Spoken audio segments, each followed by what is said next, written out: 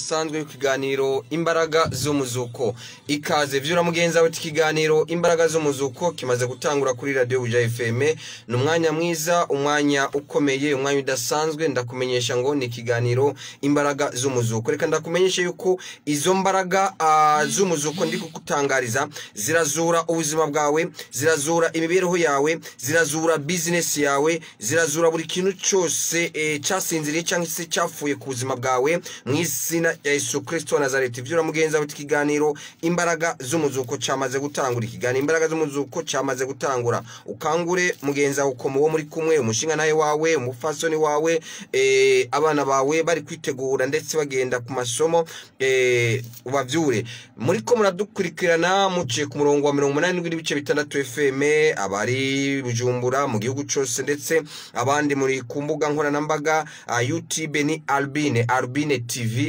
TV maze mukatubona 5 ndetse wewe utarakora subscribe ariyo sabone ushobora gufyonda rimwe gusa hajya harahanditse hatukura abatukura maze hagaca haza akabara kera uba urangije no kuvuga ko buri kanya ibiganiro byose bica kuri Albine TV urabironka 5 Yesu Kristo akugirire neza ndetse ushobora no kudukwirikira ku zindi mbuga nkora nambaga live ikaze rero umwanya udasanzwe igitondo ciza igitondo cy'umugisha igitondo cyuzuye ubushobozi wewe nshuti mukunzi uriko uradutega amatwi nkakumenyesha kandi ko izo mbaraga ndi kukubarira niza mbaraga zazura Yesu Kristo amaze gatatu akaba muzima izo mbaraga ndi kukubarira ni zimwe zaca muri profete Ria Bashekereya Ezekieli akabarira magufa yari yapfuye igihe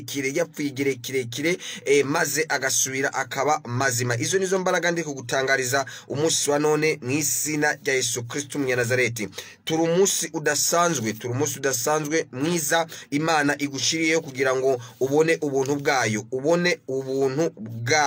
ubwo buntu rero bw'Imana kugeraho ubwiza bw'Imana aho uri hose buragusangiriraho mw'isina rya Yesu Kristo umunyanazareti icyo ngusaba ni ikihe no kudava kuri radio yawe no kutava kuri mudasobwa yawe mw'isina rya Yesu Kristo umunyanazareti mw'isina rya Yesu Kristo umunyanazareti niteka rero n'ivy'igiciro gusubira guhura nawe gusubira guhura n'ubwoko bw'Imana gusubira kuvugana nawe nshuti mukunzi uriko untega amatwi uvyura mugenza wawe reka rero imbere ko twinjira neza na neza mu mwanya wacu buri muntu wese aho uri hose ufata kanya ushimira uhoraho ushimira Imana data yakugiriye neza yaguhaye umwuka w'abazima yatumye uba muri kano kanya ugirwa amahirwe watewe iteka ryo kumviriza radio Buja FM watewe iteka kumviriza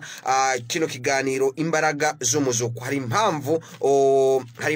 impamvu uri kurumviriza kino kiganiro imbaraga z'umuzuko Yesu Kristo wa Nazareti akugirire neza Yesu Kristo wa Nazareti aguhereza umugisha dushimira Imana buri muntu wese nawe ushimira Imana iyo Mana niyo kwizegwa iyo Mana ni nziza mu izina rya Yesu Kristo wa Nazareti mu izina rya Yesu Kristo wa Nazareti dushimira Imana nayo abapfumu n'abarozi abanyeshari kano kanya abanyeshari cyangwa se abanyeshari n'abantu bari ku rugero rwa mbere n'abantu bari ku rugero rwa mbere ntabwo basinzira nakubariye umunyeshari aza kuri premier niveau agakwirikira umurozi agakwirikira abandi ariko ntago wasinzira we naho waba usinziriye naho waba uri kurumviriza nabo nyine barumviriza radio kano kanya mw'izina rya Yesu Kristo wa Nazareti reka rero ushimira Imana mw'izina rya Yesu Kristo mu Nazareti Imana irahaguruka Imana yarahagurutse irasanzaza abo basi bawe abanyeshari abarozi abapfumu buri muntu wese yakwiyumvira nabi buri muntu wese yashaka kugirira nabi akubitwa hasi kubw'imbaraga za Yesu Kristo naho yo abari ingwara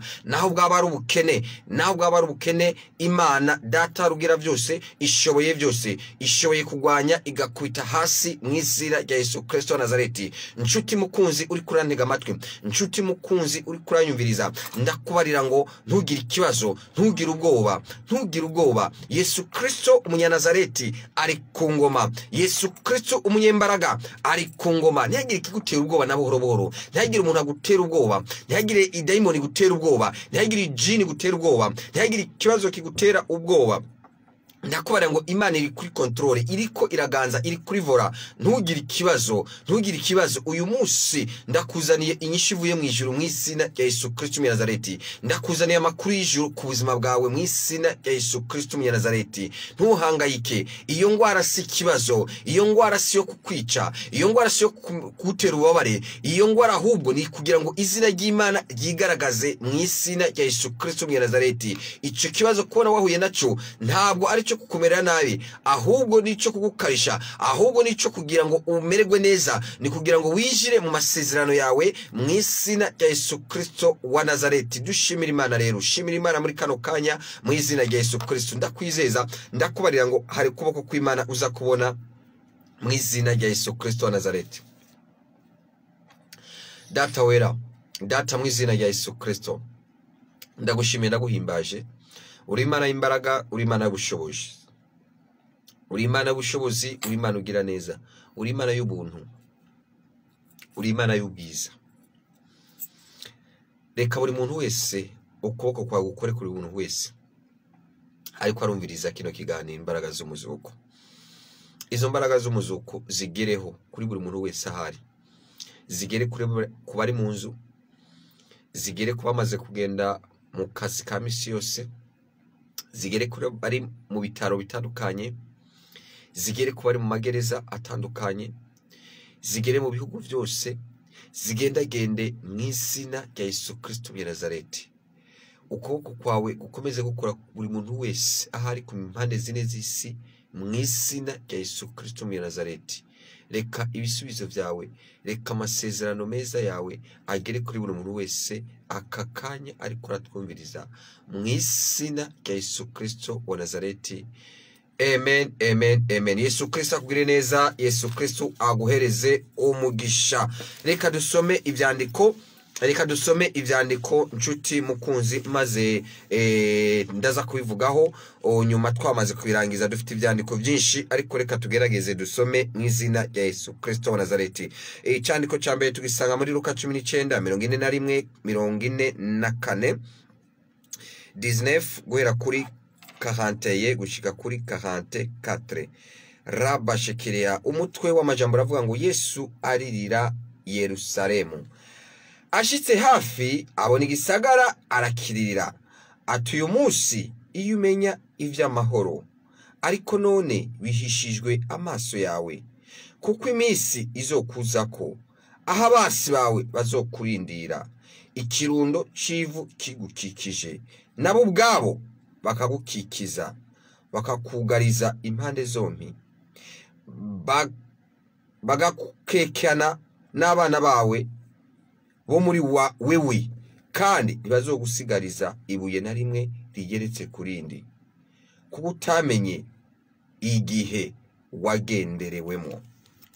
Turasoma Yohana igice ni 2:13-17,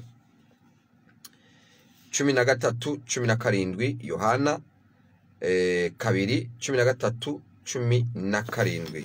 Turasoma mu izina rya Yesu Kristo umunya Nazareti. Yohana 2, ego 2:13.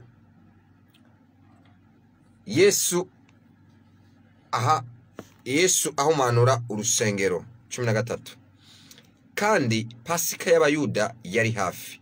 Yesu aduga i Yerusalemu, asanga mu rusengero abadandarizaho inka n'intama n'inuma n'abavunja amahera bicaye. Atsiba imigozi ayigira nk'ikimoko, abahinda mu rusengero bose n'intama n'inka, asesa amahera y'abariko baravunja, ahenura ameza yabo. 16. Abari abadandaza inuma ati nimukureho ivyo ntaco muhindura inzu ya data kuba inzu y'akaguriro. 17 abigishwa biwe bibuka ko handitswe ngo ishaka ry'inzu yawe rizondya. Nshuti mukunzi, ndakubarira ngo nawe ishaka ry'inzu ya data rikuge mu izina rya Yesu Kristo Umunyanazareti. Uyu mutwe w'amajambo uravuga ngo ishaka ry'inzu ya data rikuge, ishaka ry'inzu ya data rikuge mu izina rya Yesu Kristo Umunyanazareti. Ntabwo turarangiza, reka dusome ikindi cyandiko dusanga muri Matayo 21:6-13. Matayo 21:6-13. Uvyura mugenzi wawe ikiganiro imbaraga z'umuzuko cyamaze gutangura. Matayo 21:6-13 turasoma mu izina rya Yesu Kristo Nazareti.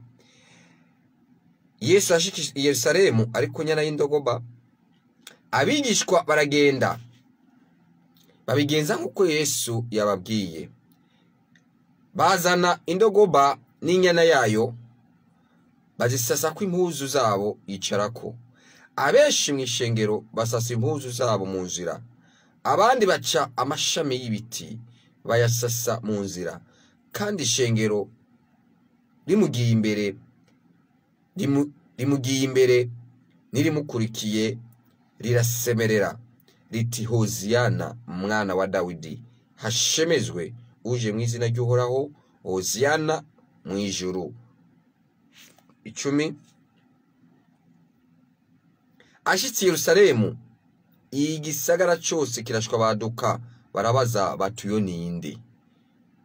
Abo mu ishengero barabishura batuyo n'umuvugishwa w'Imana Yesu w'i Nazareti i Galilaya. Rabashikiriya. Data mu izina rya Yesu Kristo Umunyanazareti, ndagushimiye ndaguhimbaje. Reka buri muntu wese ariko aratwumviriza, reka buri muntu wese aya majambo aza kugiraho, reka aze kugira ishaka ryo gukunda inzu yawe mu izina rya Yesu Kristo Umunyanazareti.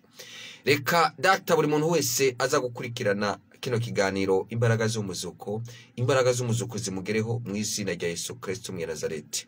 Reka data buri muntu wese ariko aradukurikirana, ari warafite agatima kishari, ari warafite agatima k'ubupfumu n'uburozi, ari warafite agatima kabi, ari warafite ingeso mbi izo arizo zose, ahinduke mwuka wawe amukoreho, ahinduke mu izina rya Yesu Kristo Umunyanazareti. Reka buri muntu wese yari mu byaha, reka buri muntu wese yakwivayanga, namara gushikwaho na kino kiganiro imbaraga z'umuzuko, akire ahembuke arokoke mu izina rya Yesu Kristo wa Nazareti. Ndasambuye buri nama mbi zose zariko zirakorerwa buri muntu wese ariko aratwumviriza, ndazisambuye mu izina rya Yesu Kristo wa Nazareti. Ndatwikirije amaraso buri muntu wese ariko aranyumviriza mu izina rya Yesu Kristo Umunyanazareti, kubo gushaka gukira, kubo gushaka kubohoka, kubo gushaka kugubwa neza mu izina rya Yesu Kristo wa Nazareti, mu izina rya Yesu Kristo wa Nazareti. Amen, amen. Yesu Kristo akugire neza, Yesu Kristo aguhereze umugisha. Ubundi habaho twasomye ibisomwa bitatu. Duhejeje gusoma igisomwa cya Matayo 21:6-13, bivuga yuko mu yandi majambo hari igihe habaho dimanche y'imikindo. Mu yandi majambo dimanche y'imikindo ni iki? Ni dimanche y'ibisandasanda, pomas. Hari rero ico gihe i Matayo 21 twasomye, ni gihe hari hasigaye indwi imwe kugira ngo Pasaka ishike. Muri ico gihe rero Yesu Kristo yari yaraye kwa Barazaro na Mariya na Marita. Yari yaraye muhira kwa Lazaro, Maria imuhira kwa Barazaro, Maria na Marita. Yesu Kristo yari kwa Marita nkuko nabikubariye, yaravuye i Galilaya, yaragiye mu misi mikuru ya Pasika. Ariko rero yari Pasika ya nyuma Yesu Kristo yaragiye kubamwo, kuko yabwizwa kurangiza ubuzima bwiwe kuri ino si. Ikindi inshuti mukunzi ndi kukubarira, yarazi ko iyo Pasika ivugwa ari we ubwiwe himself, avugwa ari Pasika ubwo yiwe ya nyuma. Uyu wari umusugira kangahe? Wari umusugira 14, uwo bita Nisani yawe rero n'ukwezi kwa mbere, Nisani n'ukwezi kwa mbere igihe Abisirayeli bari muri Egiputa Imana ibwira Musa kubakurayo, ariko icyo gihe hagomba kuba iki? Hagomba kuba incungu, kuko umuntu ntashobora kuva ahantu hatamenetse amaraso, ntushobora kugarurirwa ibyawe hatabaye kugwana no kubira icyuya. Farawo rero ntabwo yashobora kukureka. Farawo rero ntabwo nawe uri kurantega amatwi ashobora kukureka igihe udasenze amasengesho y'uburyo bw'imwemu, amasengesho yo kunigana. Nico gituma ntuje kuri radio ndaza kukubarira uwa gatatu icyo tuwukoresha. Ndakubarira cya gikorane kidasanzwe cy'amakiba imisi yose kuwa gatatu. Ni gikorane twama dukubita hasi buri kibazo cyose buri muntu wese aba yaciyemo. Ntuje kuri radio yawe rero ndakubarira igikorane, ndakubarira aho kibera, ugume ushize urushinge ku murongo wa 88.6 FM, ugumize kuri YouTube kuri Albine TV. Ndakubarira rero ngo Farawo ntashobora kukureka. Farawo wawe ni iki? Farawo wawe ni iki? Nico kibazo cyawe, niyo probleme yawe, nico kibazo cyawe, nico kikubabaje, nakugahinda kawe. Hatabayeho kugwana, niyo mpamvu amasengesho yo kugwana abaho iyo turiko tugwanira ibyacu. Iri kugwanira ibyawe vyanyazwe mu buryo bw'imwemu, ubwizwa gukoresha amasengesho y'imwemu. Ijambo ry'Imana rikavuga ngo nimusenge mukuri no mu mwemu. Urumva buri kugira ngo ugaruze ibyawe, amasezerano yawe, ibyo Satani yakunyaze, ubwizwa gukora amasengesho yo kugwana mu buryo bw'umwemu. Hano unyumve neza, ndashimira Imana, ndashimira n'umukozi w'Imana hari ku munsi w'ejo Riya Bashekereya, aho yavuze ngo umwasi dufite, urugamba dufise. Uri kunyumva umukozi w'Imana w'umurundi ngo umwasi dufise, ngo urugamba dufite ni rumwe gusa ngo n'ubukene. Riya Bashekereya sika ya majiko. Umva, kugwanya ubukene, uwo mwasi yitwa bukene, iyo ngwara yitwa bukene, ubwo rugamba rumwe dusigaranye, nkuko umukozi w'Imana yavuze mu Burundi. We yavuze ngo n'urugamba rumwe, ubwo byavana na context arimo, ngo n'umwasi w'ubukene. Uwo mwasi w'ubukene ndi kukubarira, iyo ngwara y'ubukene tubwizwa kuyisenya mu buryo bw'imwemu mu izina rya Yesu Kristo wa Nazareti. Kugira ngo dushike mu bifadika ni kuyigwanya mu buryo bw'imwemu mu izina rya Yesu Kristo wa Nazareti, mu buryo bw'ibitekerezo mu izina rya Yesu Kristo wa Nazareti. Umuntu agahindura mentalite, umuntu agahindura ivyiyumviro mu izina rya Yesu Kristo wa Nazareti. Umuntu agakura amaboko mu mbuzu agakora. N'ijambo ry'Imana rivuga ngo nzahezagira imirimo y'amaboko yawe. Reka dukomeze. Utanze icicumi niwe uba uri kuwigirira neza. Ntabwo uzaba uri kuragirira neza pastori wawe, ntabwo uzaba uri kuragirira neza profeti wawe, ntabwo uzaba uri kuragirira neza mugenzi wawe, kuko imbere yo gutanga icicumi pasiteri yarabayeho kandi azakomeza abaho neza, kandi azakomeza asa neza. Pasiteri wawe imbere yo kuba utagira cumi yarabayeho, yaravutse, arabaho, arakora, yarafunguye kandi yarambara neza. Nawe rero nutanga icicumi, Rabashekereya naje ndi umuhanuzi ndagitanga icicumi. Iryo joro rero Imana irababarira ngo hari buve amaraso muri Egiputa yose, ariko mwebwe mufate intama muyibage, uri muryango wese ubage intama imwe ibe incungu y'imfura y'ugo rugo, hanyuma muyasige amaraso ku muryango. Mukanya marayika w'urupfu, marayika wo kurimbura, marayika wo kwica abantu, marayika w'urupfu araza yica abantu, buri nzu yose arica. Nagera rero ku nzu iri kwa amaraso, ivyo yabivuze uwo munsi nyene babikora ati right now mu bikora ubunyene iri kwa amaraso, aribwira ko hamaze gupfa umuntu maze hatambuke arengane, aranyuraho araza kuhaca. Niho havuye ijambo bita pass over, Pasaka, guca iruhande. Pasaka bisigura iki? Pass over, Pasaka, guca iruhande, to go over mu Cyongereza. Riya Bashekereya Yesu Kristo abwiriye neza inshuti mukunzi ngo kuri mwebwe ni itanguriro ry'umunsi. Niko Imana yababariye ngo kuri mwebwe ni itanguriro ry'umunsi, ni itanguriro ry'ukwezi, ni itanguriro ry'umwaka. Riya Bashekereya sika ya majikoroya ngo niro premier z'ukwezi kwa mbere, ubwo ngo niro premier z'ukwezi kwa mbere twebwe turi muri 2021 calendrier Gregoire niyo dukoresha ikirangamisi cya Gregoire calendrier Romain aho Yesu Kristo yavuka ku bayuda bari mu mwaka wa 5700 babwirizwa kuziririza Pasika imisi 14 ukwezi kwa Nisani n'ukwezi kwa mbere ku banyisirayeli kano kanya muri Isirayeli twe turi mu kwezi kwa kane bo bari mu kwezi kwa mbere ngira ngo ucubyumva ni byiza ngo ubwoko bwanje bwishwe no kutamenya aya magambo ndi kukubarira ntabwo azaza mu mpemu ngo yafate mu mpemu ntabwo byashoboka fata ku kwezi kwa mbere mu bayuda kwitwa Nisani twebwe mu ukwezi kwa mbere kwitwa Nzero ariko ukwezi kwa kane kwitwa Nindamukiza mu Kirundi kwezi kwacu kwitwa Ndamukiza turimo rero Ndamukiza twebwe turimo muri Isirayeli n'ukwezi kwa mbere ni janvier yabo ariko ntabwo bayita janvier bayita Nisani igihe baziririza Pasika abisirayeli bafata indwi zibiri iyi misi Yesu Kristo nawe yahora aja i Yerusalemu somene ya mbere yari nakore ko yari kwa Marita na Maria na Lazaro indwi ya kabiri yagomba kugenda i Yerusalemu unyumvirize neza aha niho Yesu Kristo azapfira kuko niwe wa mwana w'intama wo muri Egypte ucungura bisi bose wanyumvishije amaraso yiwe rero niyo azoshigwa ku mitima yanyu kugira ngo umunsi wo kurimbuka nuza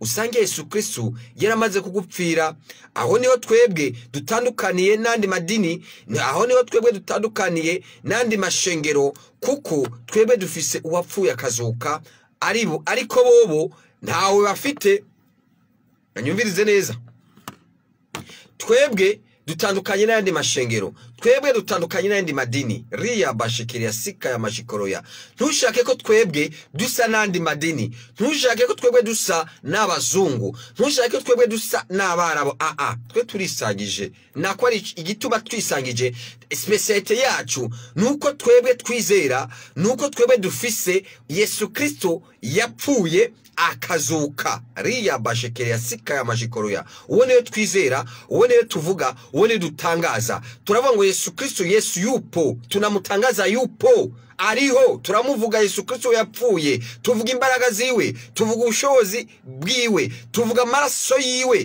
tuvuga ubushobozi bw'amaraso yiwe tuvuga power of blood tuvuga ubushobozi bwiwe tuvuga imbaraga z'umuzuko tuvuga uwo Yesu Kristo niwe ndiko ndakubarira niwe naje hano kugutangariza niwe na saa yine nuza kuza niwe nza kukubarira mu izina rya Yesu Kristo niwe mugabo akomeye uwo yapfuye akazuka niwe nkurikira niwe nawe ukurikira niwe uri kurumviriza niwe ndakubarira mu izina rya Yesu Kristo Nazareti uzi ko ari umuntu yumvise Yesu Kristo uzi ko ari umuntu umurozi umunyeshari yumvise izina rya Yesu Kristo yumvise wagiriwe neza na Yesu Kristo ndaza gutanga kanya kugira ngo abantu bashimira Imana ivyo Imana yabakoreye ukuntu bakiriye kuri radio ukuntu bahanuriye kuri radio ukuntu baje mu ishengero bagakira ukuntu baje mu ishengero bagahanurira bakagenda neza ndaza gutanga umwanya iyo niyo umva Satani ahari umva Satani rabikubariye umwasi wa mbere ni Satani ariko Satani aca mu bintu no mu bantu musa bahema bumviriza n'amatwi disnam bariko barumviriza baca mu bintu baca mu ngurube baca mu nzoka baca mu ntama mu bintu n'abantu Satani niko akora ntabwo uzobubona fizikema uzobona fizikema umuntu akaza avuka akakongorera n'akajwi karyoshe akakwihereranya ngurabona donke ngurabona donke akakwigira ko ari umunyabwenge uko nyene erega na Satani ariyo Luciferi kugira ngo ugere guhenda Eva yigize umunyabwenge ngo ndi umunyabwenge kukurusha Eva ngurumva ngo kijya giti cy'ubugingo ngo aho wagenda ngo ukakijya ngo nawe wacumera nk'Imana ivyo agera kubarana n'umuntu ze ubuzima yarabayeho burahavuye uzirinde Satani n'abakozi biwe kandi Satani ntabwo azoca ku munyamerika Satani ntabwo azoca ku muntu wo muri Dubai negative, azoca kuwo muzinanye muvugana kuri WhatsApp, mutelefonana, azi nimero yiwe, rabashekereya, musengera hamwe, mukorera ku kazi hamwe, mudandariza hamwe, uwo nyene akuze niwe azoca kubara ngo mfete ngo donke ngurabona ngo mbese ngujya mwene wanyu ngo ibi nibi nguzagende mubarire kuno nakaje karongoroye kugira ngo wa mukate yahora guha mwene wanyu, kugira ngo ya minervare yahora kurihira mwene wanyu, kugira ngo ayikubuze niko azaryoherwa. Ntusubire kubona iriya minervare yahora kurihira. Riya bashikira uko niko Satani akora. We kibaza ngo yego ngo nakaju keza ngo ubwo uko abimbari badandariza hamwe ngo nukuri, ntabwo ari ukuri, ni ishari. Azirikiye mu ishari ku buryo bubiri. Ishari kubera wewe akurishurira minervare, ishari kubera wewe rabashekere aguheza minervare, ishari kubera wewe aguhereza sometime ratio yo gufungura, ishari kubera iki nujya mwene wanyu abikora kubera Imana imuhezagira, kubera iki kubwo gutayikira 10, kubwo gukorera Imana, kubwo kurara amajoro asenga, agirane asengera n'abantu, agusengera nawe. Erega burya na mwene wanyu buriya ntabwo yakuriye minervare, ntabwo yaguhaye ratio atagusengera, gusengera akanasenga kugira ngo Imana imushoboze aronke ibyo kukugaburira, aronke ibyo kugaburira umuryango wiwe, aronke imusesekare, aronke ibyo kuguhako, aronke Imana imuhezagiri, aragusengera. Ntuzabone inshuti mukunzi uri kuranyumviriza, umuntu naguha ibihumbi 5, umuntu naguha ibihumbi 10,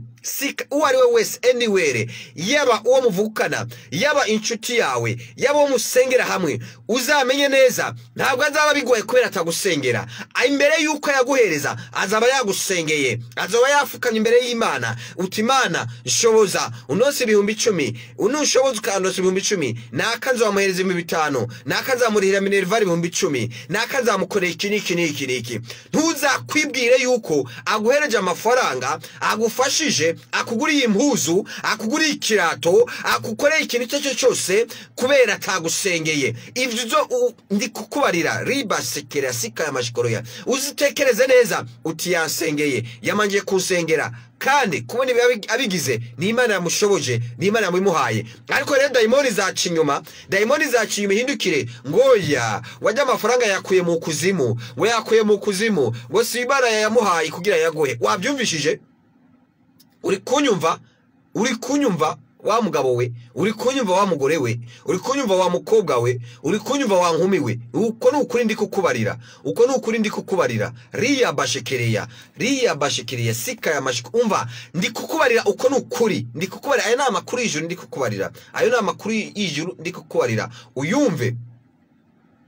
Oba yagusengeye, aba yasense, uba wasense igitondo, umugoroba, wewe birashoboka butasenze, wewe birashoboka ukaba wicariye ngaho, wewe birashoboka ukaba wiyumvira gusa ibiryo, ibyo kurya, ibyo kwambara gusa ngo nzabikuraha. Birashoboka wewe ukaba wirirwa kuri WhatsApp gusa, wugure WhatsApp, uraba amanimero y'abantu bari ku murongo kugira ngo bandikire, kugira ngo bagurane amafaranga, kugira ngo ubatelefone ubabarire ibibazo byawe. Birashoboka ariko ndakubare ngo ujya ubutinze buri mwanya kuri WhatsApp cyangwa se kuri telefone, menya ko aba ariko aragusengera, menya ko haba ari ibindi ariko arasengera nawe aba mubasengera uburimwo. Nubona rero ejo hirya yejo aguha ikiro c'inyama, nubona ejo hirya yejo aguha ikiro c'ibiharage, ejo nubona hirya yejo aguha mukate, uzashimira Imana kuko azaba yaraye amajoro agusengera kugira ngo uwo munsi bishoboke. Yes, kugira ngo uwo munsi bishoboke. Yesu Kristo yaramaze igihe gito i Betaniya, niyo bamusukiye ko ya mavuta y'agaciro. Unyumvirize neza, niwe Yuda yavuga ngo ayo mavuta yari guhabwa abakene. Yuda Iskariyoti anescrow, umuntu yari kumugura, yamuririye amafaranga. Uri kuravyumva? Dafu wa Yesu Kristo ngo ayo mavuta ngo ni bari kuyasuka kuri Yesu Kristo, ngo bari kuyagurisha ngo agafasha abakene. Yesu Kristo yafasha abakene bangana gute? Yafasha abakene benshi, yakuye abakene benshi mu bukene abagira abakire. uwo ni Yesu Kristo. Mugabo kubera ubugome bwa Yuda Iskariyoti, ba Yuda Iskariyoti no muri kino gihe bariho na kano kanya ba Yuda Iskariyoti bariko baranyumviriza 5 kuri 5.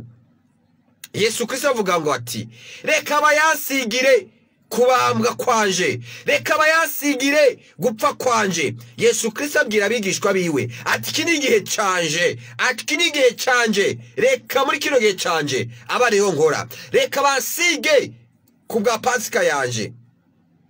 Yesu Kristo yarongera aravuga ati ndumva ntagenda Yerusalemu n'amaguru, kuko yari amenyereye Yesu Kristo Pasika zose yagenda n'amaguru Yerusalemu. Ariko aravuga ati negative birahindutse, iyi ni Pasika ya nyuma, nkeneye ico ngenderaho. Yariko yuzuza ibiri mu gitabo ca Profete Zakariya 9:9. Genda muziture umwana w'indogobwa i Betifage muyinzanire, niyo ngenderako, sisubira kugenda n'amaguru. Pasika ya nyuma singenda n'amaguru. Bahageze barayizana. Yesu Kristo yari amenyereye kuva i Betaniya agaca i Betifage akamanuka umusozi wa Eleyone akagera mu kiyaya ca Kedroke, akaduga gasozi kaja i Yerusalemu, ku rusengero rw'i Yerusalemu, kuko Yerusalemu ni ku gasozi, ni ku musozi. Uwo musi amateka barahindutse, agendera ku ndogobwa. Bakigenda bahura n'umutini mubisi, umusokoni mubisi udafite imbuto. Yesu Kristo arawuvuma, bawuze ko ivyamwa, bawuze ko ivyo kurya, ariko ntibamenya ico akoze. Yesu Kristo ageze ku musozi wa Eleyone, babigishwa baraza ngo dore ya ndogobwa ngiyi. Yesu Kristo yicaye ku ndogobwa, hari hasigaye indwi imwe itanguriza ugupfa kwiwe. Niyo mpamvu bawita ico gihe ngo uwa Mungu w'ibisandasanda. Bibiliya iravuga ngo haciye haza abantu benshi, yani ko twasomye ngo haciye haza abantu benshi cyane. Biboneka ko bari bavuye hakurya i Betifage, abandi bavuye i Betaniya, abandi mu dusozi tw'Iyudaya no ku dusozi twa Benyamini. Babona Yesu Kristo baririmba indirimbo y'abami. Uko agenda batangura kuririmba indirimbo y'icami ngo Hoziyana mwana wa Dawidi. Hari haciye imyaka ubwami bwa Dawidi utavugwa, havuga ubwami bw'Abaroma. Baririmbye sa repetition, ariko bariko buzuza ibyavuzwe n'abahanuzi ngo hahigwa uwuje mu izina ry'Uwiteka, ngo Hoziyana ahasumba hose. Yesu Kristo aramanuka, abantu bakomeza uti uwo ninde, bakomeza babaza ngo uwo ninde. Bari abantu benshi cyane. Amaze kugera iruhande y'umusozi wa Eleyone, ibumoso bw'aho hantu hari imva z'abahanuzi bishe nkaba Zakariya n'abandi bahanuzi. Abahanuzi bishe mu gihe ca Yeremiya, bapfuye mu gihe ca Yeremiya, n'abandi bishe mu gihe ca Yesaya, ndetse no mu gihe ca Yesu Kristo hari n'abahanuzi bahagurutse, abafarisayo barabica. Listen me.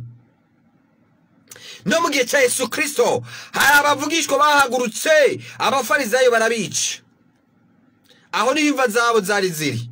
Yesu Kristo aramanuka, ahageze iruhande ya zamva yunamura amaso, araba gasozi kari hakurya kame kari ku rusengero rw'i Yerusalemu. Uwo ni Yerusalemu. Yesu Kristo ararira, abona ibizoba mu myaka 70, ngo nagerageje kuba henda nk'uko inkoko ihenda imiswi yayo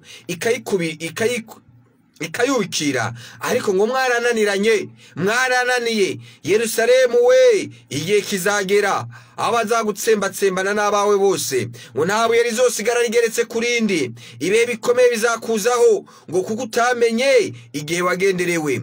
Urashakisha Mesiya c'est trop tard, kuko ejo ngo nzapfa. Iyo muririmba kera ngitangura ngo ariko hasigaye indwi imwe gusa ngo Pasaka inyuzuriremo. Yerusalemu we wica abahanuzi, Yerusalemu we wica abavugishwa. Yarahagaze kumva z'abahanuzi, wisha abavugwa butumwa, abavuga ubuntu bw'Imana, n'abavuga ubutumwa bw'Imana, n'abavuga ijambo ry'Imana, n'abavuga ubutumwa bwo guhinduka. Rabashikira sika y'amashikore, ngo kurimbuka gukomeye ni kuba mu nkota. Kurimbuka gukomeye ngo ntabwo kuba mu nkota, kuba mu bujiji, kuba mu bujuju, kuba mu kutamenya, ubujiji bwo kutamenya igihe cyawe. Rabashikira sika y'amashikoroya. ubujiji bukomeye ni ukutamenya. Ubujiji bukomeye ni ukuvuga ngo je maze imyaka 50 ngo ndi umukizwa ngo nzi Bibiliya do A a Z. You don't know, nta cuzi. Buri munsi Imana itanga ishurirwa. Buri munsi Imana itanga ishurirwa. Buri munsi Imana itanga amakuru mashasha. Buri munsi Imana ivuga gushasha. Ndakubarira ngo uko yavuze ejo siko ivuga uyu munsi. Hari umuntu avuga ngo Imana ndazi kwivuze. Umuntu avuga ngo je maze imyaka 60 ngo 70 ngo ijana ngo ndo murokore. Ubwo no ubujiji. Ngo maze imyaka ijana ngo naciye mu mazi menshi. Ubwo no ubujiji. Nakubarira ijambo ibanga nakubarira. Imana uko yavuze ejo siko ivuga uyu munsi. Ibyo ndabifite ibihamya. Uko ivuga uyu munsi siko izavuga ejo. Mu yandi majambo uyu munsi shobora kukubarira ngo ndaguhaye umukate urimo omelette. Ejo ntizasubira kukubara ngo ndagwaye umukate urimo omelette. Oya. Arigiza kubara ngo ndagwaye keke irimo na pevya, keke irimo na vyande hashi. Hirya ejo ihindura iguhe jambo n'ibindi. No. Irahindura. Hari n'igihe ataco yaguha kandi ari hirya ejo. Ukimva none je ko yambaye mukati kama nibi. No musi atacimaye itamaye mukati impaye ngo nywa amazi. No, Imana ntukamenyera Imana. Imana rero nshatse kukubarira uko nukuri irahindura. Ikivuze uyu munsi kizasubira ngo ivuge ejo. Ikuri kugomba. Mu yandi majambo nibwo bugombe bw'Imana. Ubwo nibwo bugombe bw'Imana. Ubwo nibwo bugombe bw'Imana. Nshuti mukunzi uriko uranyumviriza. Igihe cyawe kutamenya igihe urimo, kutamenya ahantu uri, kutamenya ibintu Imana yakuzanyemo, kutamenya igihe Imana yakugendereye, kutamenya Mesiya wawe, kutamenya umucunguzi wawe, icyo ni icyaha gikomeye. Ubwo n'ubujiji bukomeye. Kutamenya uwo buri kumwe, Raba shekereya. Umva. Uzamenya akamaro k'umuntu mwari kumwe, uzamenya akamaro k'umuntu mwagendanye mutakiri kumwe. Ni uzamenya agaciro kiwe.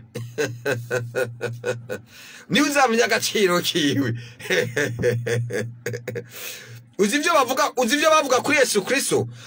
Uzi ibyo bavuga kuri Yesu Kristo. Bavuga ngo Yesu Kristo ngo si mwene Yosefu, ngumubaji. Abakene b'i Galilaya, abantu b'i Nazareti mu cyaro, ntibamenye uri hagati muri bo. Ubwo bazakubarira ngo si mwene Mariya, ngo si mwene Gaspari, ngo si umuganga, naka Rabashe. Hari igihe umenya agaciro k'umuntu usigaje indwi imwe ngo agende. Hari igihe umenya agaciro k'umuntu asigaje indwi imwe ngo agende. Yes, Yesu Kristo bamenya agaciro ke asigaje indwi imwe. Hari igihe umenya agaciro k'umuntu amaze kwigendera. Raba shekereya amaze gutandukana nawe. Hari igihe umenya agaciro k'umuntu. Hari igihe umenya ko Imana yakohereje umuvugishwa amaze kwigendera ahandi mu kindi gihugu. Ifarasi, indogobwa bisigura iki? Ifarasi bisigura ubutware. Indogobwa bisigura iki? Bisigura ubukozi. Yari umwami yaje kubakorera, ariko ntibamumenya kuko bari bamenyereye abami babakandagiza, babahunyura ku gitugu. Riya bashekereya sika ya mashikoroya. Nuba uri umupastori, nimba uri umupastori kuranyumva, uri kurantega amatwi kandi ndi kubona abapastori bari kunyumva 5 kuri 5, ntuzakandamize intama zawe, ntuzakandamize intama zawe. Riya bashikira Yesu Kristo azana igitugu bari kumwemera.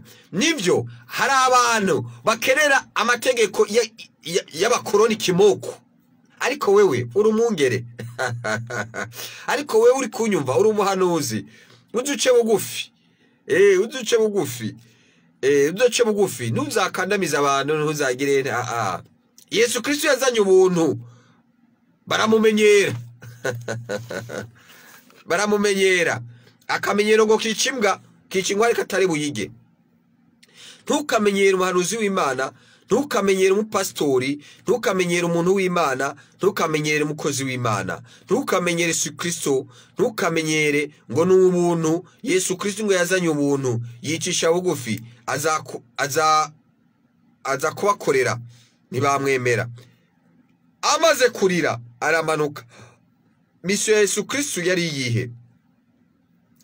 Yari yari he? Mission Yesu Kristo yari Betania ahantu habiri. Tubofu yari Betania no mu rusengero Yerusalemu.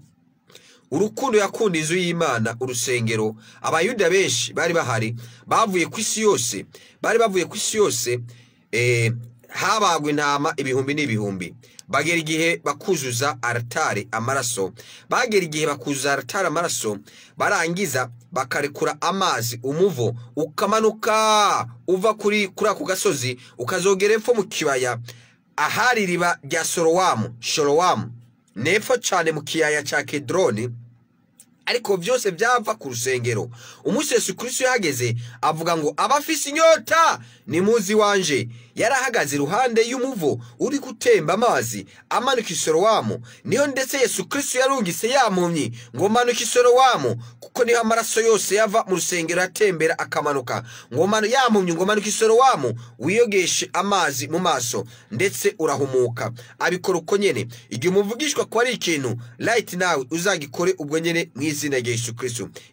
Iyo yari Pasaka, bari busy gutamba.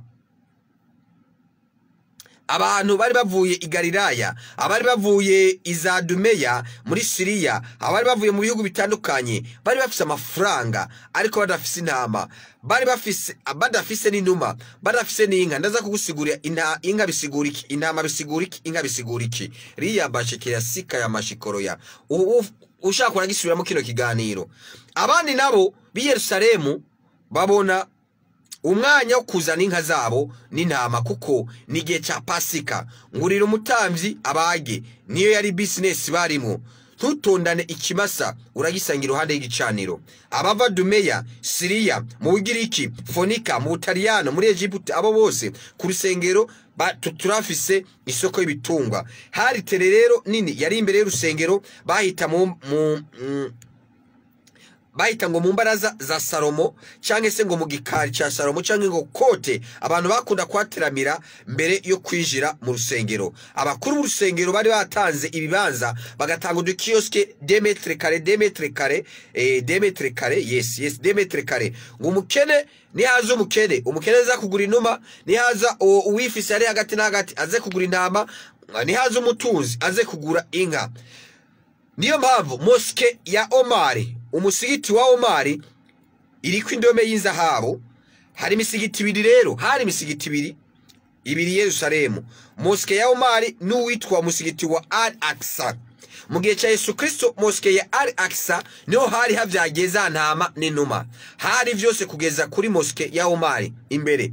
Yesu Kristo araza agomba kubereka autorite afite kubera urukundo rw'inzu y'Imana. Hari ivyo atemera kubona imbere yuko apfa. Hekari mbanza kugoza mbere yuko ninjira ninjiza abantu muri kahare. Kahare ni iki? Ni iteraniro, ni ishengero. Hekare ni temple, nizu ni sengero. Ziriya mpande zine. Yohana twasomye ngo abahagurishiriza inka, intama, inuma n'abandi bahavunjiza ifeza. Uzi ico bivuze ibi byose? Inka bisigura iki? Riya bashekereya ubutambyi. Bagize igihe na n'ubu bagurisha ubukozi bw'Imana kugira ngo umuntu azakorera Imana, ukamwinjiza kubera inyungu ivyo azakora, kubera amarongo uzakuramo. Kabiri, intama, ubuzima bwo kwitanga. Abantu bakagira abandi imbata, bakabagira abacakara, bagira intama urazi kutavuga, bakabagira abacakara. Kera baragurisha abantu, hari kera ikintu cyitwa esclavage. Intama ni iki? Ni isura, ipicha ya Yesu Kristo. Intama ntabwo ivuga, naho uzayikubita ntabwo izaboroga. Intama kandi ntabwo ifite n'amahembe yo gusekana. Inuma isigura iki? Ni ikimenyetso cya mpwemu yera. Abantu bagacuruza impano kugira ngo babeho, bagacuruza impano zabo kugira ngo bubake, baryame, bajye. Abandi bakavunja amafaranga kandi bari mu nzu y'Imana. Yesu Kristo icyo gihe aravuga ngo ngomba guhindura ivyiyumviro, ngahindura abantu kandi ndavyereke aba bantu. Baraduze bose, baramuririmbira. Abafarisayo begera Yesu Kristo ico gihe ngo bariko bavuza ugwamo ngo babwire baceceke. Abafarisayo, unyumviriza abafarisayo, ndarakora abafarisayo cyo bavuga. Yesu Kristo arabishura ati mwa abafarisayo mwe, abandi baceceka, ndi mu gihe canje n'aya mabuye araririmba. Kandi Yesu Kristo yari ready to do it. Yesu Kristo yari ready kubikora. Umva abafarisayo ngo cecekesha ngo cecekesha abantu bawe. Arabwira ati none reka baririmbe nimbwiye canje kuko Pasika igirigere. Taba abantu ubona nabo reka kuririmba, aya mabuye ubona ari ready. Vuga ati n'ubu nyene ati bahore aya mabuye abare yaririmba nayo urayahoza aya mabuye. Ntabwo amaradiyo azareka kuvuga, ntabwo amateleviziyo azareka kuvuga. Riya bashekereya sika ya bashekereya. Ntabwo Buja FM izareka gusamirana. Nimba witeze ko Buja FM iradiyo nziza iriko abayobozi beza na bene Imana bahezagira bahereza umugisha, ivugira ko abantu b'Imana ica kwikiganira imbaraga z'umuzuko. Nimba witeze ko itazavuga, nimba witeze ko itazavuga, usubize inkota mu bwubati. Niko Yesu Kristo yabari umwigishwa wiwe ngo subize inkota mu bwubati. Iki ni igihe dushimira Imana, dushimira n'abayobozi b'u Burundi. Amaradiyo ari mu Burundi haguma havuka amaradiyo n'amateleviziyo. Ni kugira ngo iki? Ni kugira ngo ayo maradiyo tuzayacishe ku butumwa bw'Imana. Abantu ntihagire umuntu azavuga ngo sinigeze numva ubutumwa bw'Imana, ngo sinigeze numva ubutumwa bw'ukwihana. Ntugire ikibazo, mukanya wewe uri umunyabyaha ndaza kukwatuza, ndaza kukubarira wakereza ugize umwami n'umukiza. Ntugire ikibazo, kandi none ndaza kugutumira mu gikorane, uraza kwakereza ugize umwami n'umukiza. Yesu Kristo akugirire neza, Yesu Kristo aguhezagire, Yesu Kristo aguhereze icyo umutima wawe wifuza mu izina rya Yesu Kristo. Ariko unyumvirize neza, icyo ugambirije nico uronka, icyo witekereza nico uronka, icyo wiyumvira nico uronka, nico nsindagira. Sika ya bashekereya. Wifuza gukira urakira, wifuza gutunga uratunga, wifuza kwishyurirwa amadeni urayishyurirwa. Wifuza ufite iryo shari, nsindagira iryo shari nyene. Nsindagira iryo shari nyene. None urifite wanze kurivamo, ugira ishari rya mwene wanyu, ugira ishari rya mugenzi wawe ngo nuko umugabo we yamuguriye igitege gishasha, ugira ishari mugenzi wawe raba shekereya sika ya mashikoroya ngo nuko afite impano, ngo nuko ari umuvugishwa w'amahanga, ngo nuko ari umuvugishwa w'ishengero runaka, ngo nuko ari umuintercesseur, ngo nuko ari umusenzi, ngo nuko Imana imucamwo, ngo nuko adandaza ibidandazwa bye bisohoka. Nawe ntiwaza mu gikorane imisi yose twaba tugira imisi yose ku gatatu, nawe ugasengerwa ugahezagirwa, hanyuma ukagenda nawe ibintu byawe bikagenda neza, nawe bikagenda neza.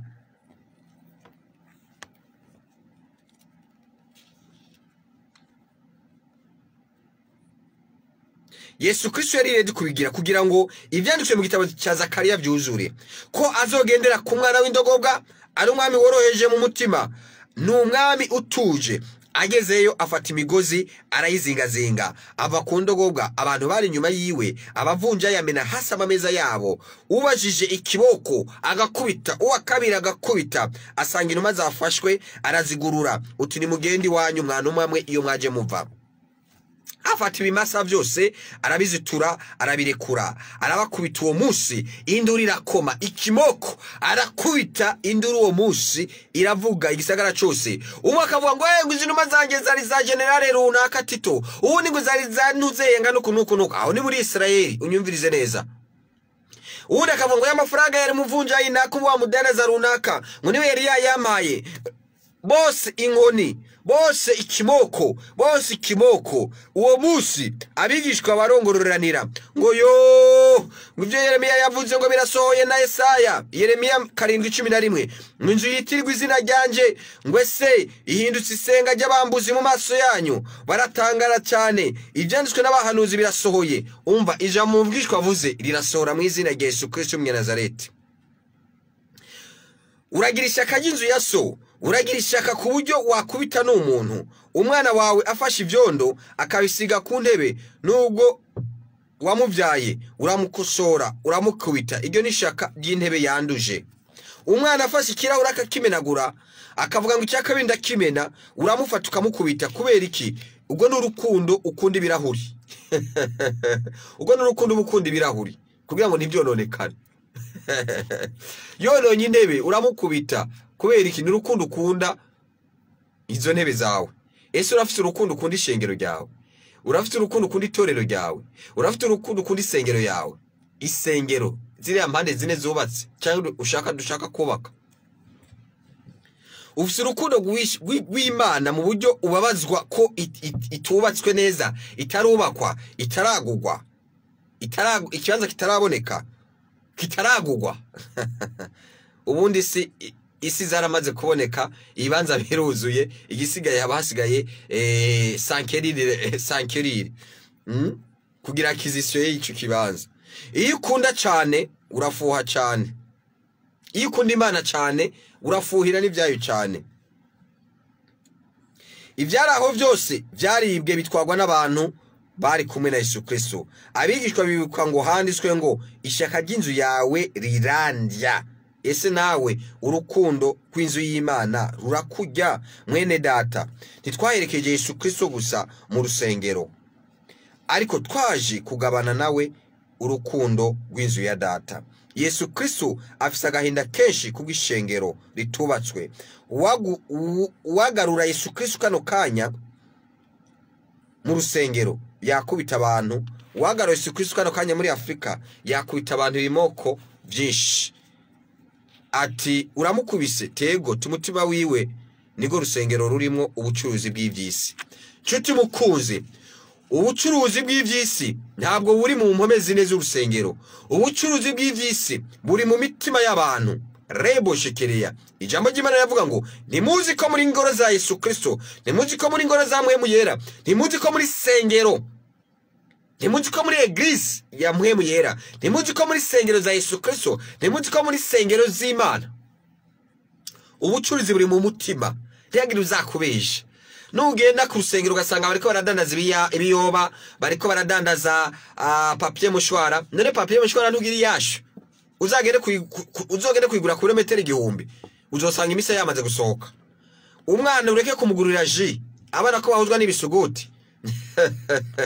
Umva, ubucuruzi buri mu mitima y'abantu, ntabwo buri mu mpome zine negative, buri mu mitima y'abantu. Ubwo bucuruzi ni rya shari, ni ya nzigo, ni za ngeso mbi. Raba shikira sika ya majikoroya, ni ya ngeso mbi, ni kwa kunywa ibiyayuramutwe, ni kwa kunywa ibiyovyabwenge, ni kwa gukora ibidakogwa, ni kwa ubwo nibwo bucuruzi buri mu mutima. Ubwo nibwo bucuruzi ndi kuvuga kano kanye, nibwo Yesu Kristo ariko aravuga. Naho yagaruka ubu ngubu ibi byabereye muri Yerusalemu, ariko kano kajyo ubwo bucuruzi buri mu mitima y'umuntu. Ishari, inzigo, ukudafashanya, ugusevya mugenzi wawe, ugusevya mugenzi wawe,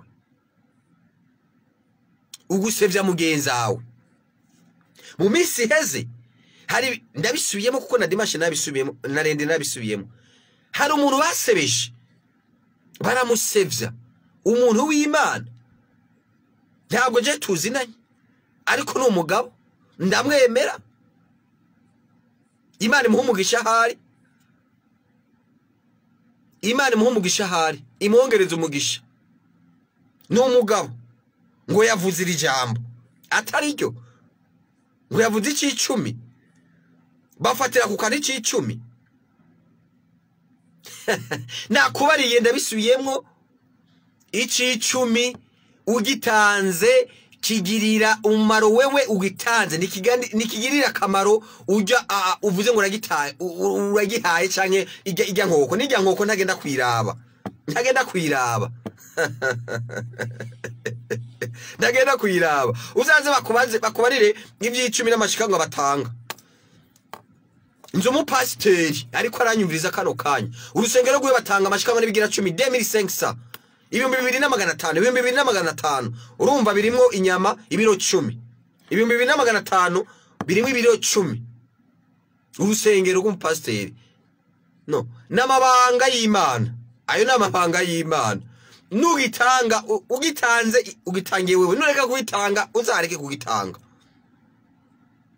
kugitanga harundi ababazwa ngo kubera iki none ngo umuntu w'Imana ngo atanze eko kashi ngo atanze rimikashi ngo ariko ngo atanze eko kashi na rimikashi umva ngenda bikubarire live ndaza kuzitanga inimero uri kuranyumva kuko uraza kuzikoresha mu gutelefona nari uza kuzikoresha mu gutelefona ndeke kuyiguha ndayiguha ati nimero uyindelefoneko uyitelefoneko basi umva ndayiguha uyitelefoneko Imana niguhezagira ni wumva bivuye mu mutima kubera uri kure cyane utoshobora kuza wumva ubishatse igihumbi cawe uzagitangira ikigira 10 ikigira 10 c'igihumbi ni noti y'ijana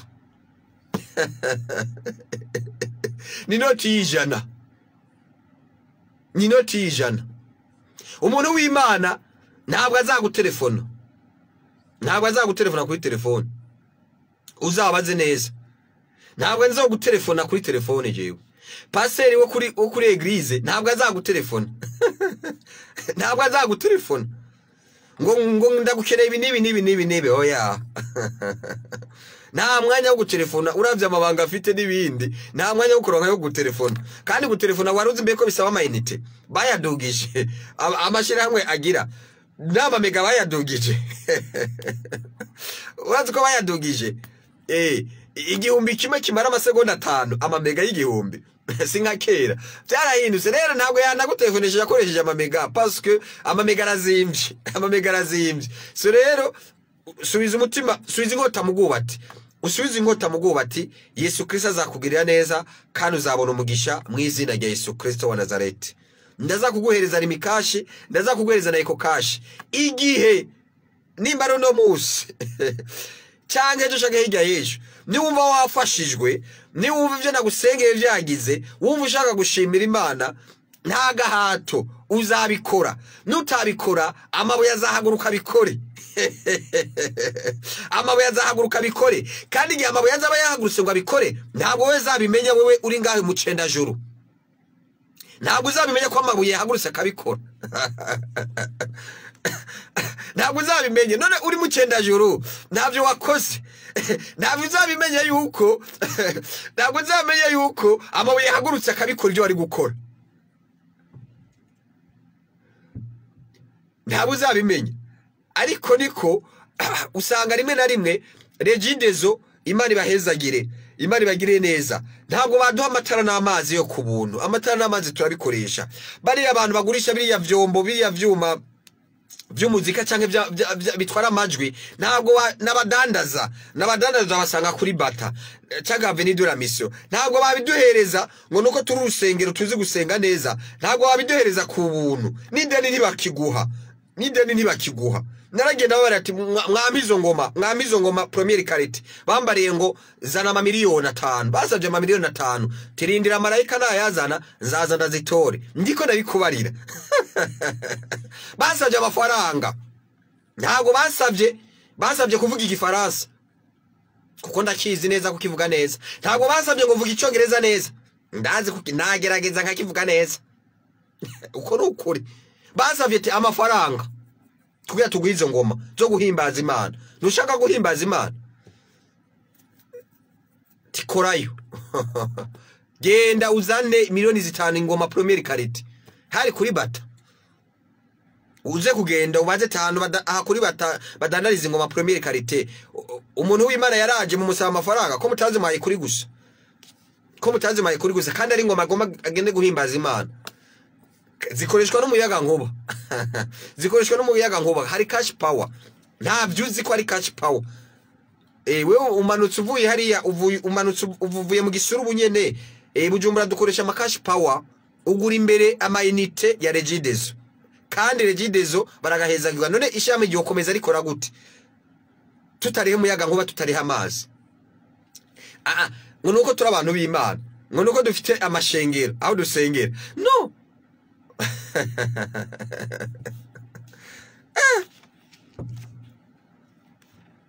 Yesu Kristo aguhezagire Yesu Kristo akugiriye neza Yesu Kristo aguhereza icyo umutima Yesu Kristo aguhereza icyo umutima wifuza. Karibu rero ndagutumye mu ikoraniro, wewe urushe n'uremerewe urazana ikibazo kandi kirakemuka kuko ni ku gicaniro cy'Imana mu izina rya Yesu Kristo. Abarira bose, abashavuye bose, abaremerewe bose ndabatumiriye mu izina rya Yesu Kristo. Karibu uyu munsi mu gikone kiza gutangura saa 4, ndakubarira mu kanya aho kiza kubera. Abikoreye ingwara, abikoreye ubumuga, abikoreye imivumo, abikoreye ubukene,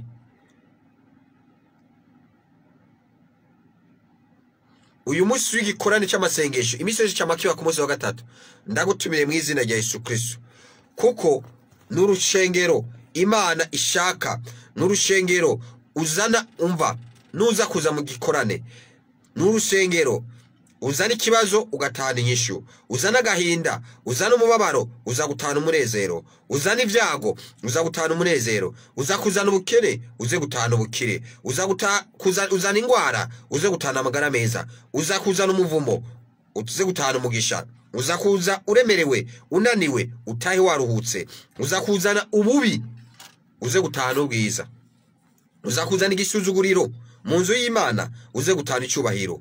Iyo ni Imana rabashekereya, iyo niyo iyo torero ndi kubarira, niyo Imana idusaba kubaka, niyo Imana nibyo Imana idusaba kubaka, gusaba cya gikorwa turacagikomeza. Yesu Kristo akugirire neza, Yesu Kristo aguhereza umugisha. Reka dusenge maze cyenda kubarira ibimenyeshejwe, dusenge maze je cyenda kubarira ibimenyeshejwe, cyenda guha umwanya wo gutelefona. Ndaza kuguha umwanya wo gutelefona, abari kure barashobora kuza ndabasengera live, abari hafi ndabarira gahunda, ariko ngo akababaje umutima kazindura amaguru. Hari amakuru mashasha nza kukubarira ku buzima bwawe.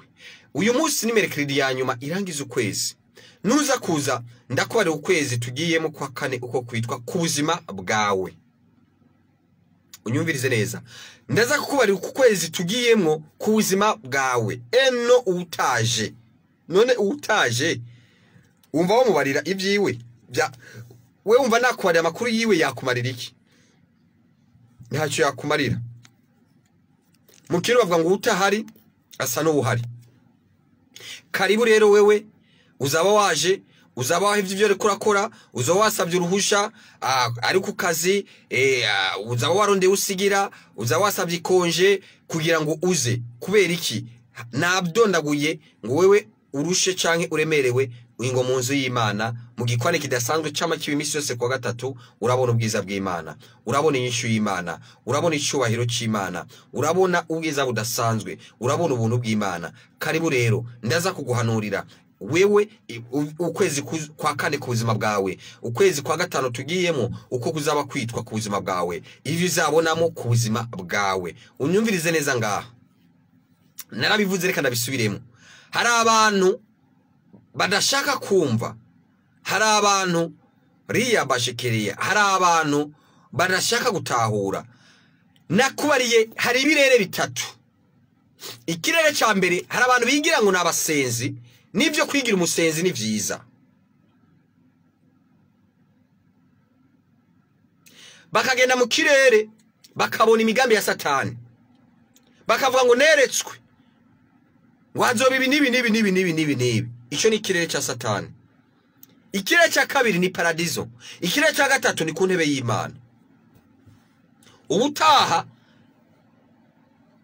kuwa mbere kugwera saa 8 z'ijoro nzakubarira impande zine, insiguro y'impande zine. Impande zine mu gifaransa les 4 points cardinaux ni dohere ni est, ni est, dohere muri est, dohere muri est, dohere muri est tumanuke muri sud, ouest na nord. Sivyo? Mu kirundi ubwo bishobora kungora gato. Mu burasirazuba, mu manuko, mu burengero, hariya bahita ngo iki muri nord. Mu buseruko, mu manuko, mu buseruko dutangure mu buseruko, tugende mu manuko, tugende mu bushikiro, tugende mu burengero. Okay. Igifaransa batuzana igifaransa ngo este nord sud est ubifata uko nyene ugasanga ikirundi cya kirundi cyo mwishuri cyamaze kugenda cyamaze kudusiga. Yesu Kristo aguhereza umugisha, Yesu Kristo akugirire neza. Hari n'abantu za kuvuga mpesha umugisha mu izina rya Yesu Kristo wa Nazareti. Hari abantu mpesha umugisha mu izina rya Yesu Kristo. Ndaza kuvuga amazina y'abantu mpesha umugisha mu izina rya Yesu Kristo. Igihe Satani yumvishije izina ry'umuntu aheshejwe umugisha, biramujya ati why kubera iki umuhesheje umugisha, kubera ko umusengeye, kubera iki naka yaronka umugisha. Satani iramujya. Satani nyene nuwo kuribwa nyene. Kandi cyo natangariza Satani n'abakozi biwe, nta ntambara muzatera. Intambara ya mbere ya Runyota ni yabaye mu ijoro, Mikaeli yarayikubise hasi. Ntabwo rero Luciferi nawe Satani nawe ateze intambara iyo ariyo yose kuri buri muntu wese. Ntabwo washobora kugira iriya ntambara. Warabonye ukuntu wayineshejwe ugakorokana n'icya gatatu cy'abamarayika bawe babaye deshi, bakubiswe hasi, imyuka mibi. Nta yindi ntambara uzasubira guteza, nta yindi ntambara uzasubira guteza. Ndagutangariza Satani uri kunyumva mu yandi majambo ndi kubarira abakozi babiwe ba Satani. Harabayita ngo abakozi b'Imana ari abakozi ba Satani. Uri umunyeshari usumba umurozi, narabikubariye. Ntukagira inzigo, uri umunyenzigo, umunyeshari jaruzi, uri usumvye umurozi n'abarozi ndi kubavuga nabisiguye. Rero bivuga iki mu yandi majambo? Satani yama yaguteguriye gupfa. Satani yama yaguteguriye kugwara. Satani ndiko nakora imigambi yiwe. Satani yama yateguriye ko inzu yawe yogwa hasi. Satani yama yavuye uko witangwa n'ikiraro. Ikiraro cyacika. Iyo ni imigambi ya Satani birazwi. Satani yama ishaka ko abavukana bagwana. Ariko Imana ugiye mu kirere c'Imana ku ntebe y'Imana, Imana ikubare ati biriya ni bito, nzabikubita hasi. Ntabwo bizagira. Nimba Satani agambiriye kwica abantu 100, ntabwo bazapfa 100. Ntabwo nzabarekura ngo bagende. Apene kubera afite abantu bakoresha bafite ibirari bamaze gukamekera, azotwara umwe. Izi mbaraga z'amasengesho, ubushobozi bw'Imana. Cyane ntagiye numwe atwara. Ntagiye numwe atwara. Ntagiye numwe atwara. Uzasenge. Ni wumva uje kukubarira ngo ugomba ufuze umbwiye ati ni wupfa, jewe ntiharagera komfa. Dufite amasezerano nshuti mukunzi uri kuranyumviriza. Dufite amasezerano. Ntabwo turagena mu bihugu bya Afrika, ntabwo turagera ku bihugu byo hanze tuvugiriza ubutumwa. Hari amasezerano, nawe ufite amasezerano. Ntabwo uragenda muri Amerika, hari amasezerano ufise. Nturibaruka, hari amasezerano ufise ubwizwa kwibaruka. Ntege rero uzaza kuguca intege, ntege uzaza kukubarira ubizwa gushika mu masezerano mu izina rya Yesu Kristo. Reka Yesu Kristo yemere ishikanwa ryawe mu izina rya Yesu Kristo. Reka Yesu Kristo yemere ikigira 10 cyawe mu izina rya Yesu Kristo. Reka Yesu Kristo yemere isengesho ryawe mu izina rya Yesu Kristo. Reka Yesu Kristo yumve amarira warize mu izina rya Yesu Kristo. Reka Yesu Kristo, ndavuga ngo reka Yesu Kristo yumva gahinda kawe mu izina rya Yesu Kristo. Reka Yesu Kristo uyu munsi kino gitondo agusukemwo umunezero mu izina rya Yesu Kristo. Wamvugira ngo amen. Washobora no gutapa amen. Washobora no kugira partage mu izina rya Yesu Kristo. Reka dushimire Imana. Ndagusengere. Sengere wewe ugomba kwakira Yesu Kristo umwami n'umukiza. Wewe uri umunyabyaha, wewe uri mu kaboregwe, wewe uri mu busambanyi, wewe uri mu bintu bitameze neza, wa munyashari, wewe uri umunyeshari, wewe uri umurozi, wewe buri umutima nimba uri umunyabyaha, nimba wakoze icyaha, umutima urabikubarira. Sinabidondagura. Sinakudondagura ngo amabwirizwa 10 ngo ijya mbere yose akubiye mu rukundo. Rero urabizi. Reka rero ufashanye nanjye usubireho n'amajambo dusubiremo mu izina rya Yesu Kristo. Twese tuvuge ati mu izina rya Yesu Kristo. Mwami Yesu Kristo, umbabarira ibyaha byanjye byose, ibyo nakoze mu kumenya, ibyo nakoze mu kutamenya. Unkure mu gitabo cy'urupfu, unyandike mu gitabo cy'ubugingo. Mbaye cyari megisha, mbaye mwana w'Imana. Ndose ubugingo budashira, unkize byose, unkize ingwara, unkize ubukene, unkize ubushomeri, unkize amadeni, unkize ubumuga, unkize kutavyara, unkize guteba kuvyara, unkize igisuzuguriro, unkize imivumo, unkize uruvugo, unkize imanza mu izina rya Yesu Kristo wa Nazareti. Mbaye cyare mwigisha, mbaye mwana w'Imana, untwikiriza amaraso ya Yesu Kristo kugira ngo simve mu bugombe bwawe, kugira ngo simve mu ishaka ryawe, mu izina rya Yesu Kristo wa Nazareti. Amen. Amen. Yesu Kristo akugiriye neza. Ubaye cyare mwigisha, uronse umunezero. Yesu Kristo akugiriye neza. Tera intambwe rero, utera intambwe uze kuza bari begere Bujumbura. Tukubarire uko tuzabatiza kuri wa gatanu n'itariki 30 tuzabatiza mu izina rya Yesu Kristo wa Nazareti. Tuzabatiza mu izina rya Yesu Kristo wa Nazareti. Umurongo rero wa telefone ni 79 13 44 22 13 79 13 44 22. Ushaka kudusangiza intaye yawe, amashimwe yawe, ushaka ko tugusengera live, utelefone, uvuga uko witwa naho uri dutelefone aho uri kugira ngo tumenye. Aba mu Cibitoke cyane baradutelefona, n'abari Bujumbura baradutelefona cyane. Yesu Kristo abahereza umugisha, Yesu Kristo abagire neza. Reka twakire uwa mbere ku murongo. Aro shalom. Nyinde dutelefone mu dutelefone muri he? Ego Kevi Bubanza n'amahoro. Ego Ego Kevi.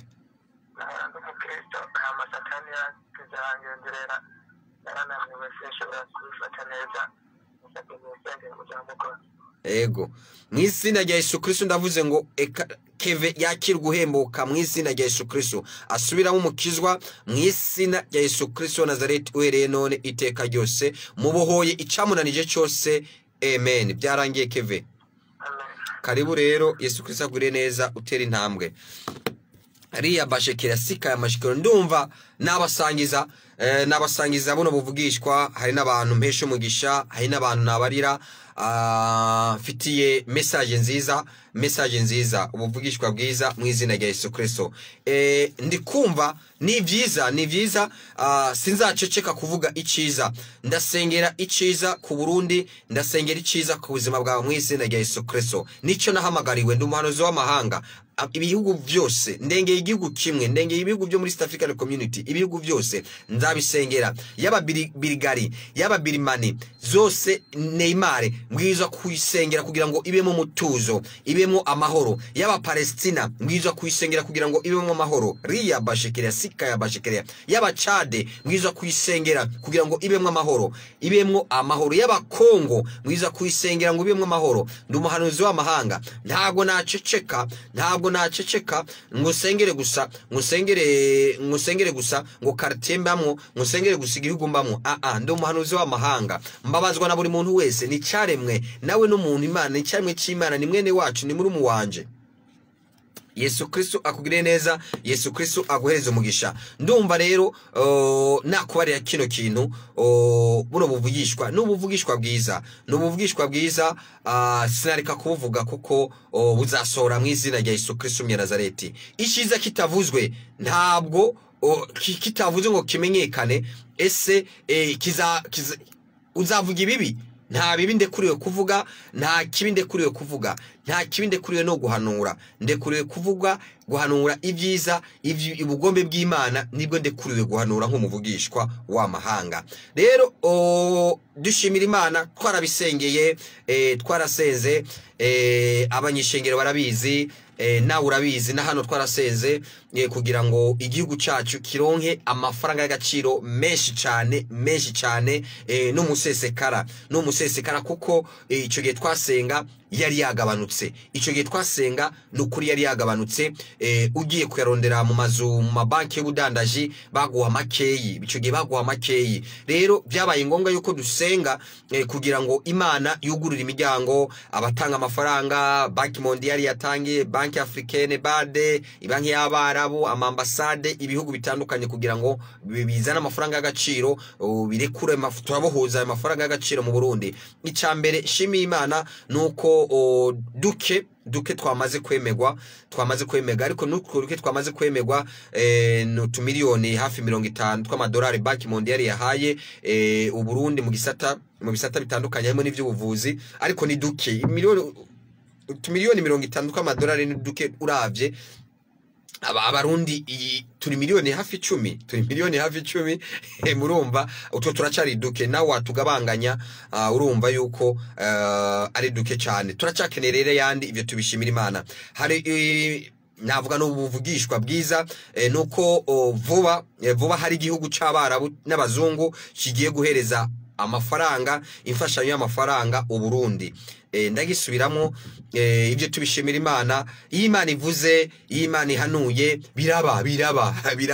Hari igihugu c'abarabu ndetse n'abazungu kigiye guha imfashanyo uburundi. Ibyo bigiye kuba vuba. Hari ndabona hari na kaminuza y'abigenga mu Burundi vuba igiye gukora umuhango wo gutanga za diplome, kandi bazagira umugisha. Ntabwo navuga izina ry'iyo kaminuza, ariko nayihawe nabyo ni byiza. Ibyo ni byiza rero byo gushimira Imana.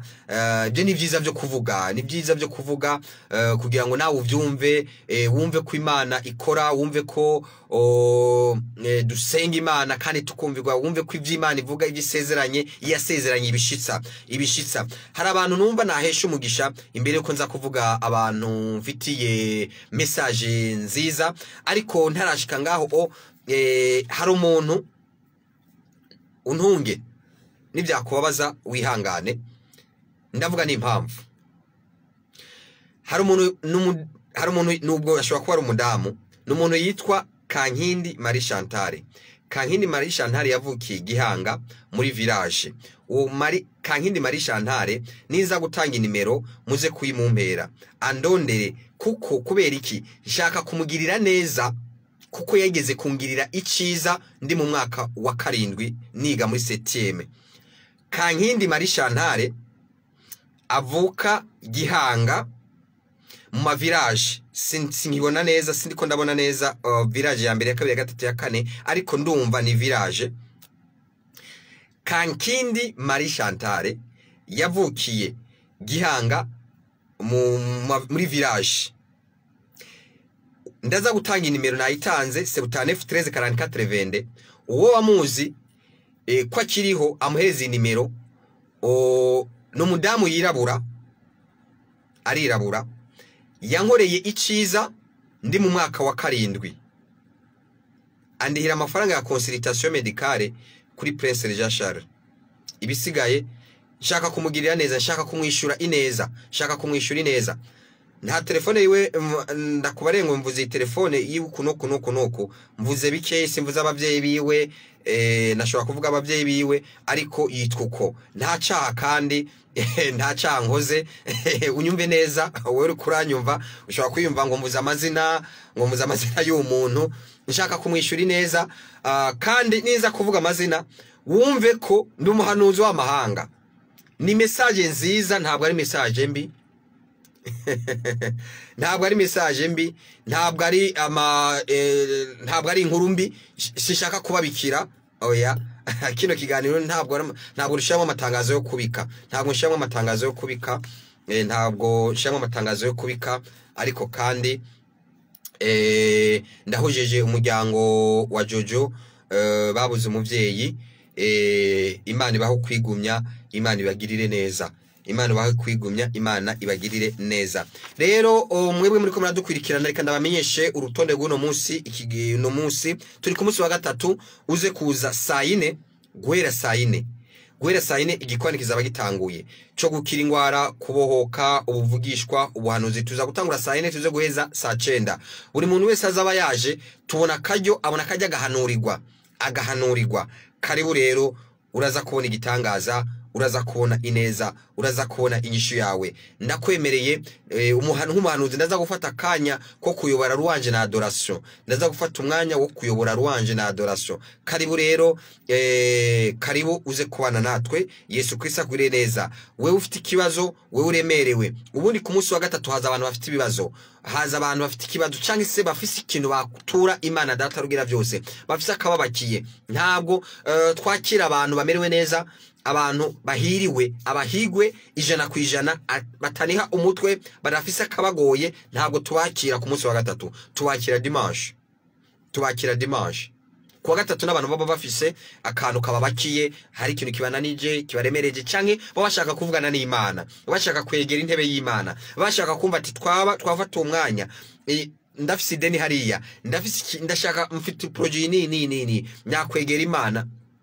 Ku musozi w'Imana byose niho bironkeka, abo nibo twakira. Ushike saa 4 ku kaburungu, ntushike imbere, intebe urayironka nta ngorane, ariko kandi nushika kare saa 4 wicara imbere, baraguha ikibanza, kuko ntangura mu guhanura ndaza guhera kuba imbere bien sûr, bose ndabahanurire abashoboka ndagerageza bivaye n'amasaha, tuza kubara amasaha agabanuke. Karibu rero, imisi yose kuwa gatatu tuba dufite igikorane cy'ubuvugishwa ca deliverance, cyo gusengera abantu bagakira, abagwaye ingwara, abagendana ubumuga, bagirane, abatevye gusama no kugira bigenda neza.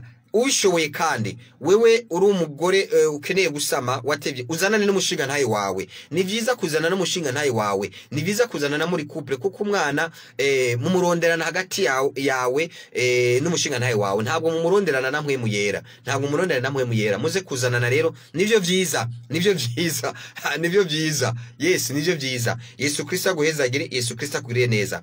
Ariko birashoboka ukabushaka umubonano n'umuhanuzi, ukaba witwaje intebe, uhashike saa 3:30, uhashitse saa 3:30 barakwandika, umuhanuzi w'amahanga araza kukwakira, witwaje intebe, nta cyakirimwo. Karibu iyo ntebe izakwicarako mugenzi wawe, iyo ntebe izakwicarako abandi, kuko intebe wicarako ntabwo ari niyacu, ntabwo ari niyanje, nizabakozi b'Imana baduhaye, abo ngaho nyene baduhaye ikibanza, bacu baraziduha. Ntabwo nuza kubiraba uraza gusanga itananditse ko n'ivyandiko by'iwacu. Karibu rero, Yesu Kristo aguhereza umugisha. Karibu rero, Yesu Kristo agure neza. Ku munsi wa gatanu abaza wabaje no munsi turaza kubara urutonde rw'umubatizo uko bizagenda. Tubatiza twebwe muri Tanganyika, kuko Tanganyika imeze nka Yorodani, kandi tubatiza mu izina rya Yesu Kristo umunyanazareti. Karibu samedi dufite amasengesho yo kwihema saa 1:30. Karibu abamama baza bambaye ibitambara, bikwije, bambaye neza, sofi igitambara cirabura. Karibu habo tubona ubwiza bw'Imana. Imana ivugana natwe, ivugana na buri muntu wese, ikorera na buri muntu wese. Karibu, Yesu Kristo aguhereza umugisha. Kandi birashoboka ko kuwa gatandatu ari jour férié, uzaprofita ako kanya bigende neza. Dimanche naho ni premier dimanche du mois, tuzoba twiteke zibiri. Karibu, hazaba hariho deliverance, gusengera abagwaye, kwanyeshengero nayo bibabariye yuko wewe ufise parcela, utarubaka, ushaka kuyubaka, uzaze dimanche. Bizagenda neza, utwara amavuta, ndikuko ari urutonde rwavuye mu ijuru. Wewe ukeneye parcela i Bujumbura canke mu ntara ya Bujumbura, ukeneye kugura parcela, uyipfuza, ukeneye kuva mu Bukoti, nawe uzaze. Yesu Kristo akugirire neza. Tuzatangura tubikore dimanche, kandi bizagenda neza mu izina rya Yesu Kristo wa Nazareti. Karibu, Yesu Kristo aguhica umutima wawe wifuza. Karibu, Yesu Kristo akugirire neza. Ndumva telefone ni 09134442. Reka twakirundi ku murongo wa telefone. Allo, shalom. Ninda du telefone muri he? Ni Joseph Ninga mu Gihosha. Ego, Joseph mu Gihosha.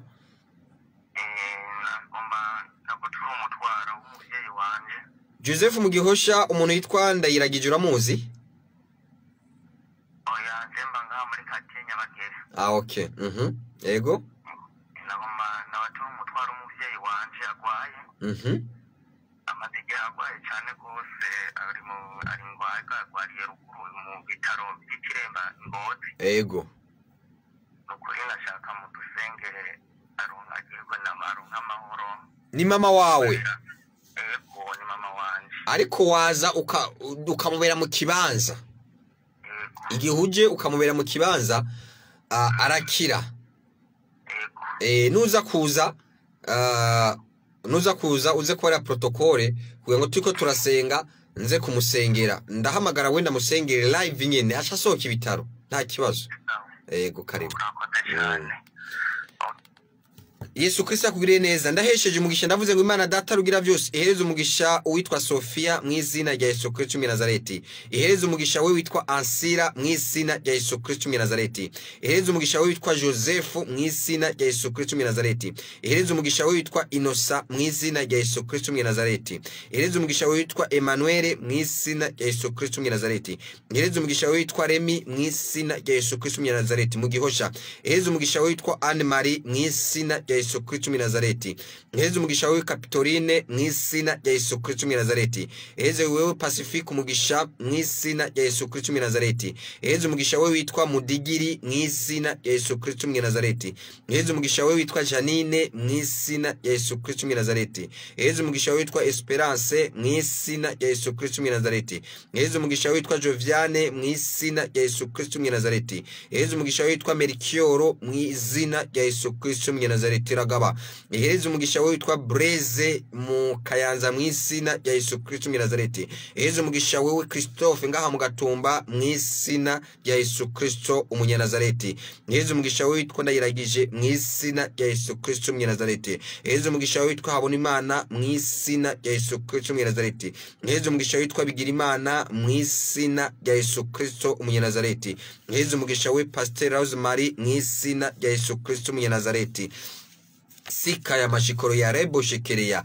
Yesu Kristo akugirire neza. Imana ibagwirize mu izina rya Yesu Kristo. Ndavuze ngo Imana ibakoreye igitangaza mu izina rya Yesu Kristo mu Nazareti. Imana ibakoreye igitangaza mu izina rya Yesu Kristo mu Nazareti. Imana ibahica umutima wanyu wifuza mu izina rya Yesu Kristo mu Nazareti. Ndahanura ngo Imana ubuntu bw'Imana, ubwiza bw'Imana bukubabeko mu izina rya Yesu Kristo mu Nazareti. Riya bashekereya. Reka twakira undi ku murongo wa telefone. Allo shalom. Imana ikuhica umutima wawe wifuza mu izina rya Yesu Kristo mu Nazareti. Muko w'Imana mbari umva. Ntabwo namwibagiye Emmanuel. Nduwimana Emmanuel ntabwo nakwibagiye ngaha mu Kanyosha. Imana iguhereze umugisha nawe mu izina rya Yesu Kristo mu Nazareti. Uri kuranyumviriza numvise muko w'Imana ngo rega Nduwimana Emmanuel ngo nawe wamuvuga ngaha mu Kanyosha. Ari kunyumva. Imana imuhereze umugisha ntabwo nakwibagiwe mu izina rya Yesu Kristo wa Nazareti. Imana ikugirire neza kandi mu izina rya Yesu Kristo wa Nazareti. Reka twakire uri ku murongo wa telefone. Allo shalom. Oui shalom, ninde turi kuvugana? Ninde turi kuvugana? Ego wifuza iki? Felicite. Ego vuga. Vuga. Ego vuga. Turi kuri radio.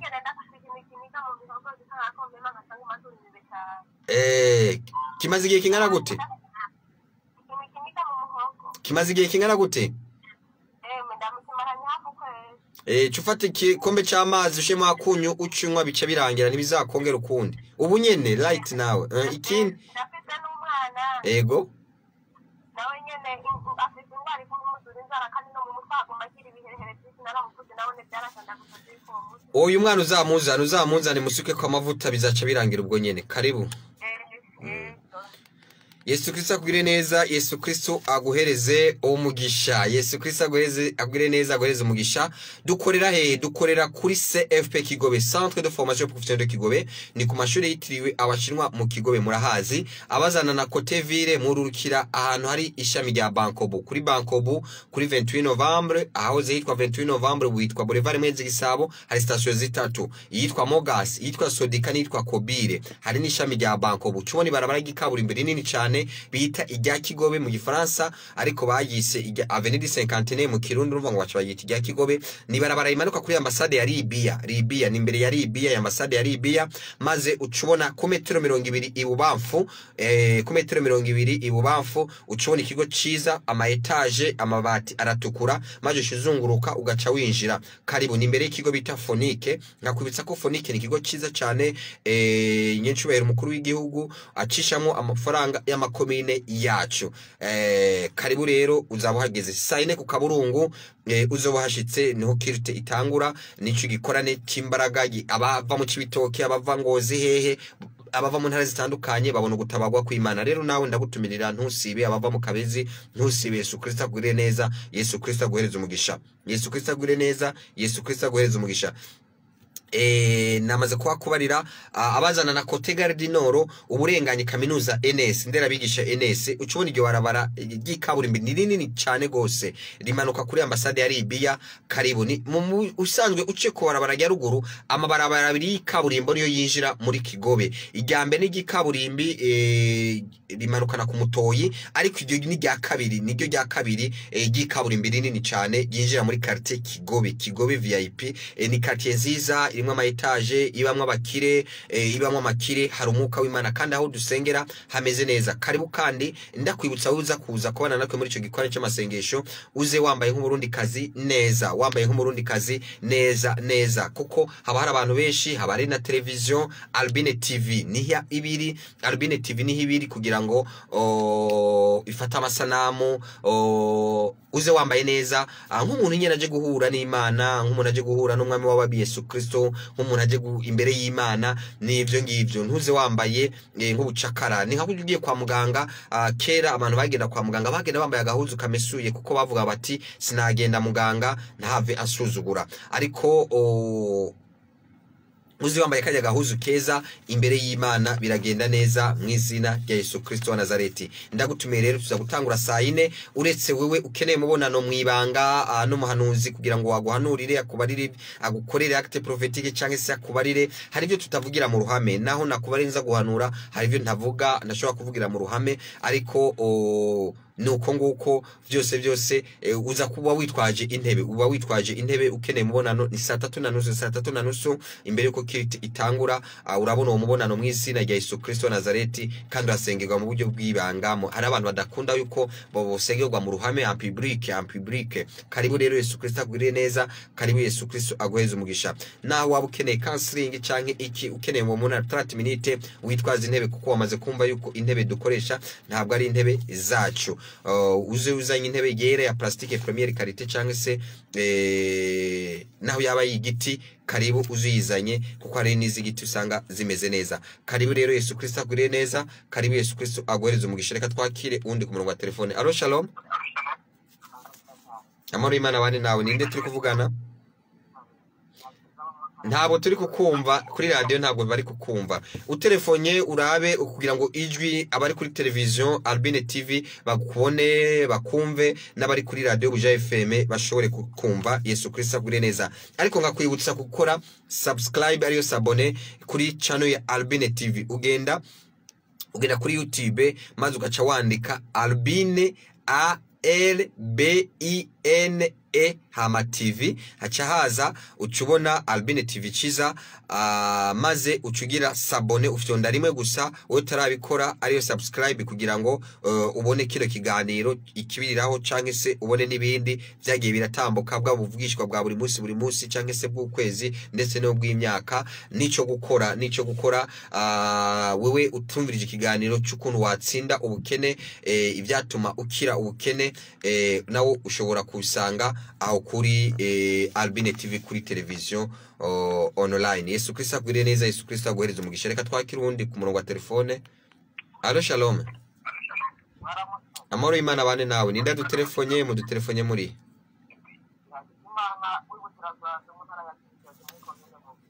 Hakizimana ibukirasazi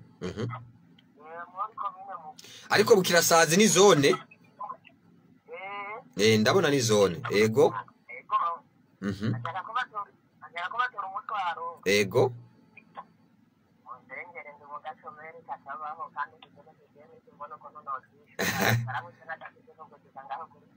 nta kibazo Imana yabikora umva ufata ikirahuri cy'amazi ushiremo umunyu ukaraba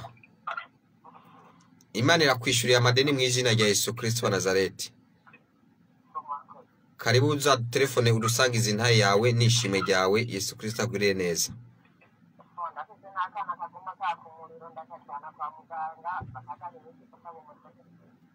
nako nyene uraga uko kugaha amazi kanywe ayo mazi kanywe ko sefini sawa Yesu Kristo agurire neza Yesu Kristo aguhereza umugisha nimero mu telefone nako ni nayo ya Eco Cash nimero mu telefone nako ni nayo ya Eco Cash irimo Eco Cash ni 29134422 ushobora kuyitelefona nako irimo na Eco Cash ntuzagira inzitizi igihe wahezagiye uyu munsi haba umunsi canke ejo canke hirya yejo ntuzagira inzitizi tese kuko ushobora kutelefona ndaza kuba nimero ya pasiteri nimero ya pasiteri kangige ko ndayiguhereze ni 77 nona mobe 77 45 55 20 canke naho tokoresha yarewo ugatelefona pasiteri azakubarira uburyo waza ku rusengero washika ku rusengero ikibazo cyacu cyose wakimubaza hano kuri nimero mu izina rya Yesu Kristo wa Nazareti nawe numusaba Eco Cash azaguhereza ino Yesu Kristo aguhereza umugisha harabo bidakunda ko baza nka Blaise ari mu Kayanza Imana imuhereza umugisha kandi ntaraza na rimwe ku rusengero nibuka umunsi yarungise 5000 ibihumbi 5 amafaranga menshi yarungise 5 avuga ati ni kugira ngo iyi ndwi nzagira umugisha nzadandaze nzatera imbere bizagende neza ni umuhungu Blaise afite ukwizera kwinshi cyane kandi Imana imugiriye neza ahari ndizera umunsi umwe tuzabona n'amaso mu yandi haba mu Kayanza tuzagendayo mu izina rya Yesu Kristo wa Nazareti Imana imugirire neza Imana imugwirize amen allo shalom allo ndabaramukije amahoro Imana bane nawe ninda telefone uri hehe nitwa Aniseti ngahe Bujumbura Aniseti Bujumbura n'amahoro ego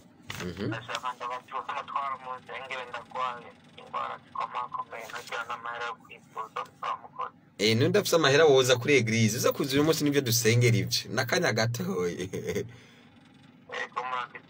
karibu Yesu aguhezagire wewe wamaze kumva kino kiganiro uze gutumirira n'abandi ntuze wenyene uze kuzanana n'abandi biragenda neza ikibanza kiragutse urashikirwa mu izina rya Yesu Kristo wa Nazareti ndikumva harabandi ndikumva uwitwa Yosefu aze kuza ndumva namufitiye message kandi ni message nziza mu izina rya Yesu Kristo wa Nazareti ndumva we witwa Emmanuel Yesu Kristo akugirire neza mu izina rya Yesu Kristo wa Nazareti ndavuga Emmanuel ndi kuvuga reka nshire ko precision neza aripfuza ku Imana ya mukoreye igitangaza nta permis de conduire afite permis de conduire ngira ngo aravyumva ubu nyine acha yiyumva ubundi hari ba Manuel barenga 1000 ariko no nkeneye umwe niyo mpamvu shize ko ino precision acha yiyumva ariyumva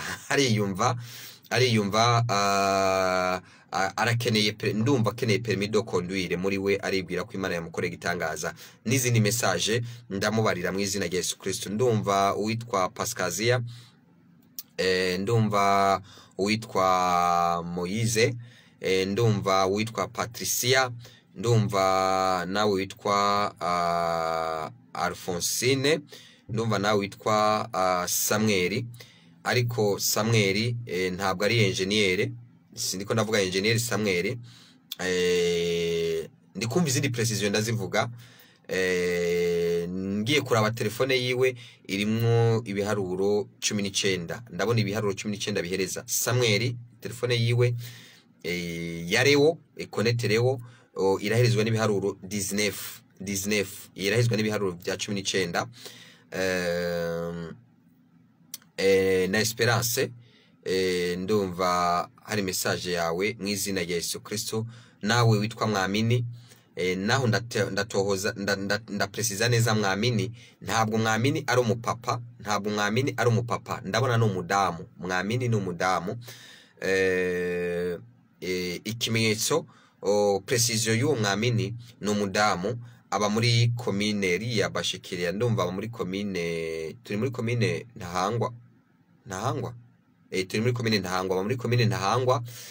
Ikindi ari Ibungenze, kano kanya turi kuvugana ari Ibungenze. Ibisigaye message ndazimuhereza mu izina rya Yesu Kristo wa Nazareti, kandi aravyibushe cyane mwamini, kandi afite inzobe afite inzobe. Karibu rero, Yesu Kristo agwire neza. Ndabona witwa Simon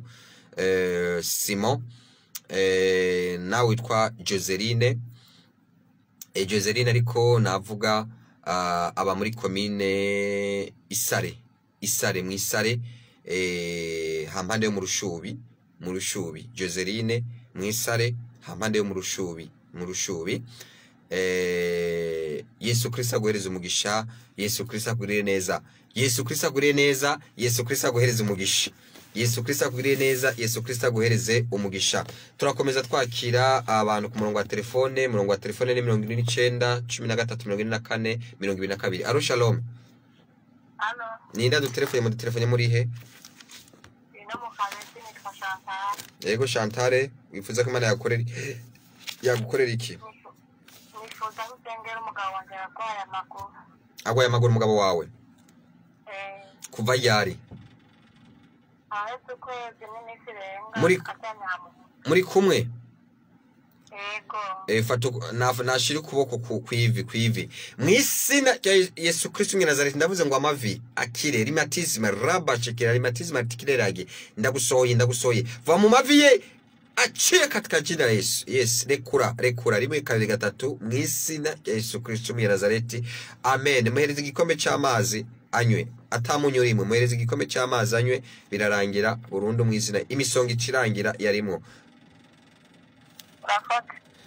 Turakomeza mw'izina rya Yesu Kristo wa Nazareti. Yesu Kristo abagire neza. Turakomeza tubakira, turacafise iminota mikeyi. Nakubare yuko dimanche tuzagira deliverance, ni dimanche ya mbere y'ukwezi.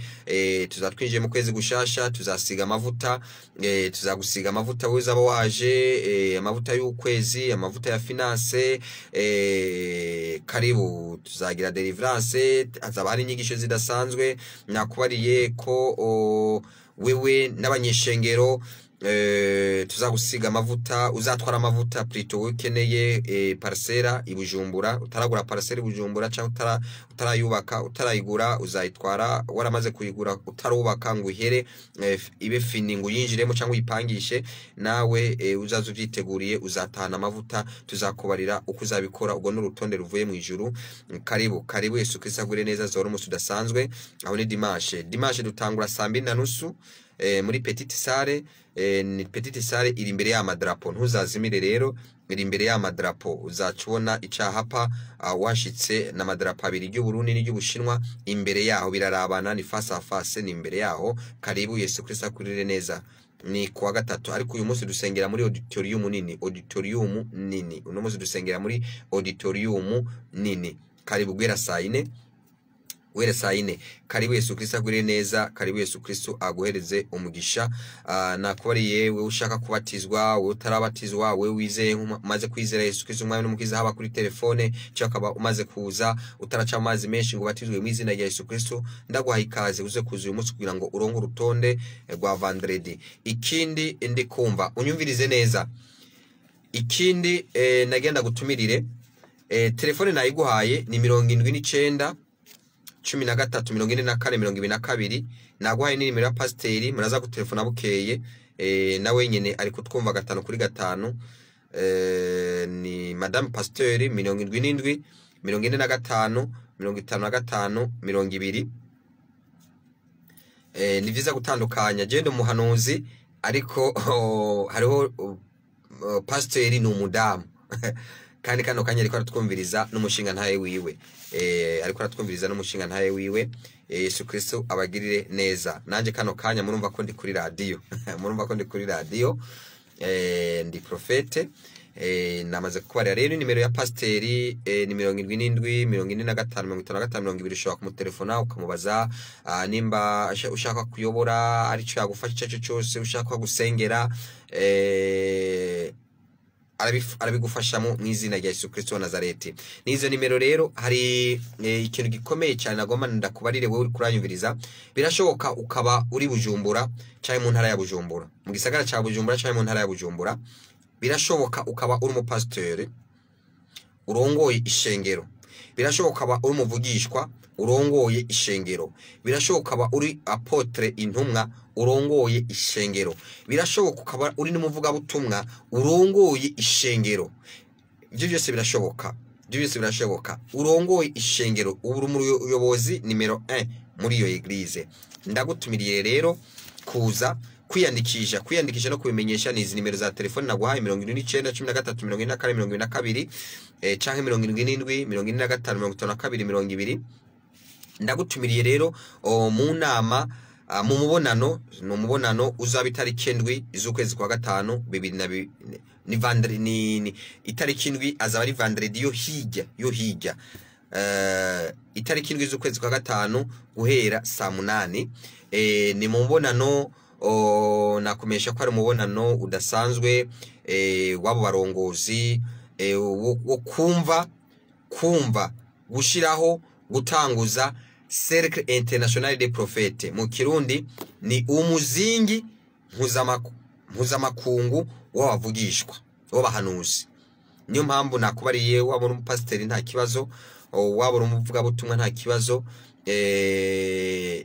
Uwo muzingi mpuzamakungu w'abavugishwa ufite ihangiro zitatu: no guteza imbere aba barongozi bo mu gisagara ca Bujumbura mu gisagara ca Bujumbura no mu ntara ya Bujumbura, ariko no mu gihugu hagati tuzashikayo no hanze tuzashikayo, ariko dutanguriye kuri abo nuko nguko. Ariko nabegereye Bubanza hafi nabo nyene Bubanza ya hafi ku Musenyi nabo nyene bashobora kuza, nabegereye ngaha Gitaza nabo nyene bashobora Gitaza ego muri Rumonge bashobora kuza. Yesu Kristo abaheze umugisha. Nabo ngahi Muramvya nabo nyene hafi bashobora kuza, bayoboye amashengero ni hafi Ozarantour do Bujumbura nabone bashobora kuza. Ni itariki 7 z'ukwezi kwa gatanu guhera saa 8 aho nyene muri Petite Salle imbere y'amadrapo mu Kigobe. N'intego zitatu rero ushobora kuba umuntu w'Imana uri kuratwumviriza, ushobora no gutumira n'abandi kandi kuyandikisha nabahe nizi nimero zibiri: nimero ya 79 13 44 22 cyangwa 77 45 55 20. Ifise yangiro zitatu rero uwo mubonano cyangwa se uwo muzingi ni guteza imbere wewe nyene uzoba urimo mu buryo bw'imhemu bw'umubiri n'umutima mu buryo butatu. Parce que umuntu akozwe muri 3 dimensions, esprit ame corps. Ntabwo genda umuhanuzi w'amahanga nzakubarira ivyo mwuka gusa, nzakubarira n'ivyaguteza imbere mu buryo bw'umutima n'ububiri fizikema, ukava mu bwiza uja mu bundi. Nimba ejo wari ufite ikinga nzagusengera, ndakubare nico gukora, ndaguhanurire ejo uzobugenda n'imodoka y'amagurane waruzi imbe kwikinga utagize ikiribiri shwa kukuta hasi, uvuye ku modoka y'amapinane ugene no ku ndege, uva mu bwiza uja mu bundi. Bizagenda neza mu izina rya Yesu Kristo wa Nazareti. Niho uzagenda no mu ijuru. Ntupfe wipfuza, ntuzapfa wifuza kujya kanyama, ntuzapfa wifuza kujya kanaka umutima n'umubiri byose bizagenda neza. Ntuwifuze kwambara gahuza kandi wifuze kwambara ikositimu, yindi wifuze nturondera ikirato ngo kibure. Nubwo buryo rero wewe uri kuranyumva nuza mu rushengero rwacu aho dukorera, namaze kubikwarira rurimo amabanga 12. Ibanga rya mbere mu rushengero ryacu, ibanga rya mbere ni inzu y'Imana, ibanga rya kabiri ni n'umusozi w'Imana, ibanga rya gatatu ni ihema ry'Imana, ibanga rya kane ni umusozi w'Imana, ibanga rya gatanu ni kaminuza y'Imana uzuzanye naho kwandika, ibanga rya gatanu ni bitaro by'Imana, bitaro bisumba ibindi, ibanga rya gatandatu ni uruganda rw'Imana, n'uruganda aho uza uri umunyengeso bugahinduka ukaba transform ukaba umuntu mwiza, ibanga ry'umunani ni igikona aho Imana ikugaburira. Ibanga ry'icenda ni inzu y'ibirori, habera ibirori aho ugirana umunezero uva muhira ubabaye ukumva uranezerewe. Ibanga ry'icumi riya bashikiriya ni inzu y'amashimwe yo gutazira no guhimbaza sika ya bashikiriya. N'amabanga 12 karibu Yesu Kristo akugiriye neza. Karibu Yesu, sinayadondagura yose ngandaheze kubw'umwanya. Yesu Kristo aguca umutima wawe wipfuza. Karibu rero, karibu Yesu Kristo aguhereza umugisha. Karibu Yesu Kristo akugirire neza. Turakira undi ku murongo wa telefone. Allo shalom. Amen amen. Karibu ninda dutelefone muri he? Sabwe? Apolineri Bubanza. Ego nta kibazo. Umwana we wanje aragwa yari gutwara cyane bamutera maraso agana ni imbavu bafite maraso 20. Rero mugabo kugeza hanze abakorari bwa kugeza uyu munsi ari ibintu byinshi ugatanga no kwishana cyangwa no kujayo.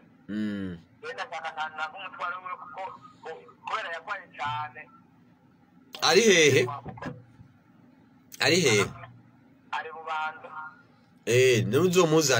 Uzomuzane umva. Uzosuzuzanye na grenadine. Uzosuzuzanye grenadine. Ni jitwa grenadine.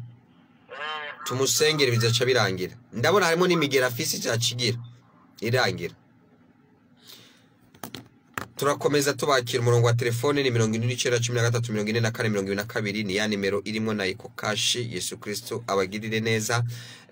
Nimero ya pastor muza kumurondera ko nibwamara guca nihabwamara mu gitondo ni 77455520 muze kumurondera kuva saa moya na nusu.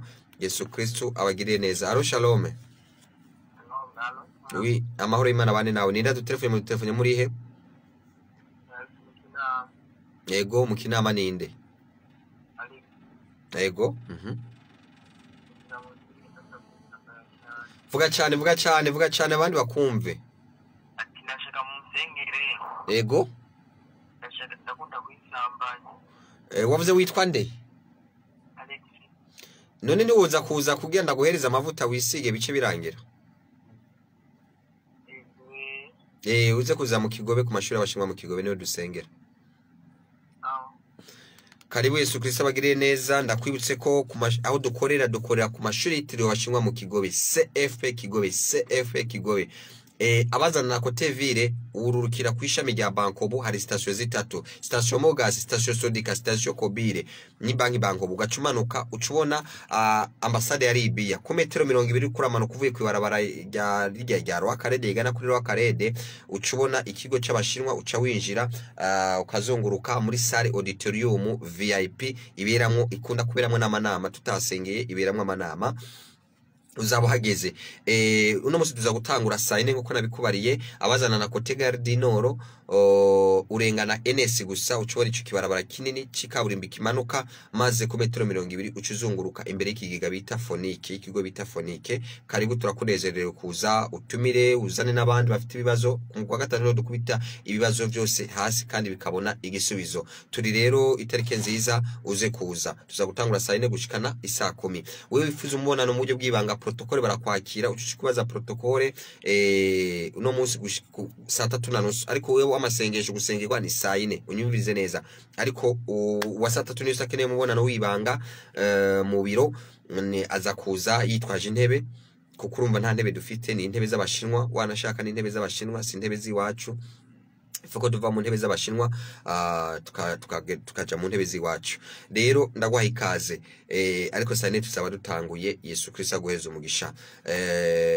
Kuwa gatandatu naho tuba dufite amasengesho kwihema buri muntu wese ahawe ikaze guhera saa 1:30. Dimanche dufite dimanche spéciale, dimanche miracle guhera saa 2:30 muri petite salle imbere y'amadarapo aho tuzosengera abantu bafite ibibazo. Tuzakora acte prophétique y'amafaranga, ubona amafaranga bigende neza. Tuzagusiga amavuta, buri muntu wese azosigwa amavuta. Hazoba hari bitangaza dimanche. Ababuze akanya karibu. Wawundi akeneye parcelle Bujumbura azoze atana amavuta. Wawundi akeneye kubaka yafise parcelle nawe nyene azabona gisubizo c'Imana. Allo shalom. Duzijwi Siliveri ntabwo telefone yawe iri kumvikana, ntabwo kuri radio bari kukumva, ntabwo ari kukumva, ususubira telefone cyangwa telefone pasiteri. Yesu Kristo aguhereze umugisha, Yesu Kristo akugirire neza, Yesu Kristo akugirire neza. Wamaze kumva rero urutonde rw'ishengero, karibu, biragenda neza mu nzu y'Imana, byose niyo bironkeka. Karibu, Imana irakugirira neza, Imana izagukura mu bwiza igushira mu bundi. Dufite ibihamya byinshi. Yesu Kristo tuvuga. Aro shalom, ninda dutelefone muri he? Jambo na Samuel mu bakomana mu kinama. Inde? Jambo na Samuel. Abashakana ubutwaro. Yego. Mana fasengwa kwiga mu ndamanye imyaka ibiri kuvuga ndifuza na kimwe bigera babona. None gasamwe kuri mu kinama kubera kutoza kandi abari mu bimbi, abari mu isari nabo baza ndetse n'ubukwinanyara bakaza. Ukuntu dukunda gufatirwa ndafatiriwe cyane ntashobora kunyemera ko nova hondi. Na Dimanche uzoze Dimanche ndukora. Uzo urondere no numva ko duzosengera abagwaye n'iki. Karibu Dimanche ku madrapo, n'imbere y'amadrapo 2:30. Yesu aguhezagire, Yesu akure neza. Ndi kubamenyesha yuko uyu munsi ari umunsi udasanzwe. Karibu tubone ubwiza bw'Imana. Uhuye n'umuhanuzi ubuzima burahinduka. Ubushize nakubari inkuru ya Madrid, warabonye abashize intahe. Izo ntahe zose uzisanga kuri Albine TV, zose ziba ziriko. Reka twakirundi ku murongo wa telefone. Aro shalom. Izo ntahe zose ziba ziriko. Imana yakugirira neza. Iki ni igihe cyawe, iki ni igihe cyo gusenga.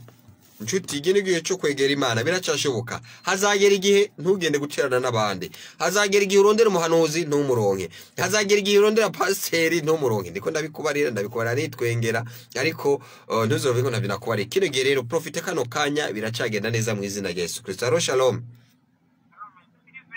Ego. Ego. Turakomeza tubakira mu izina rya Yesu Kristo. Umurongo wa telefone ni 77 iyo ni ya pasiteri. 75 55 20. Yesu Kristo abagire neza. Telefone ya pasiteri yo muri studio ni 79 13 24 22. Turabakira mu izina rya Yesu Kristo. Aro shalom. Ninda dutelefone muri he? Vuga duzi ijwi, turi kuri televiziyo bakumve bakubone no kuri radio. Okay, ninda dutelefone ijwi. Tade Yesu aguhezagire. Amen.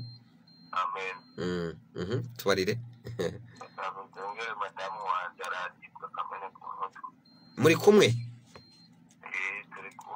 Mufata igikombe cy'amazi ushiremwa amazi ucunywa.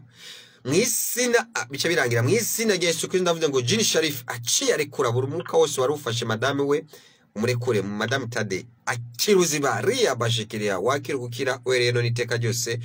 Amen. Turakomeza tubakira ku murongo wa telefone. Dushobora kwakira umwe canke babiri mu kurangiza. Duhereza amahirwe babiri. 79 13 44 22 maze tuzaba turangisha. Dukorane ko ingohe niko bavuga, dukorane ku ingohe ariko imitima iragumana. Twaza guhura noneho saa 4 mu gikorane cy'amasengesho akomeye, aho ubwiza bw'Imana, abantu barozwe bakira, abantu bafite imivumo babona imigisha, bigenda neza. Aro shalom. Amahoro Imana bane nawe. Ninda dutelefone mu telefone muri he? Karita Kumuyaga Karita. Kumuyaga ni haruguru y'isororezo, ni hejuru y'isororezo?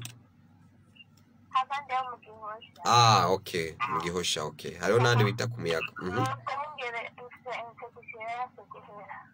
Ufite infection yaranse guhera? Uraza kuza ku rusengero? Ndagusengera hama biragenda neza. Karibu Yesu Kristo akugire neza. Karibu Yesu Kristo aguheze umugisha. Twakira wa nyuma kuri 79 13 44 22. Ikiganiro kiri ku musozo. Aro shalom. Ninda de telefone muri he?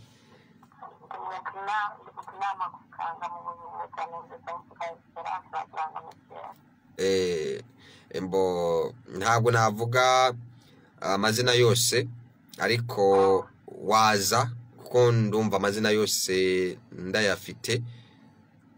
waza biragenda neza.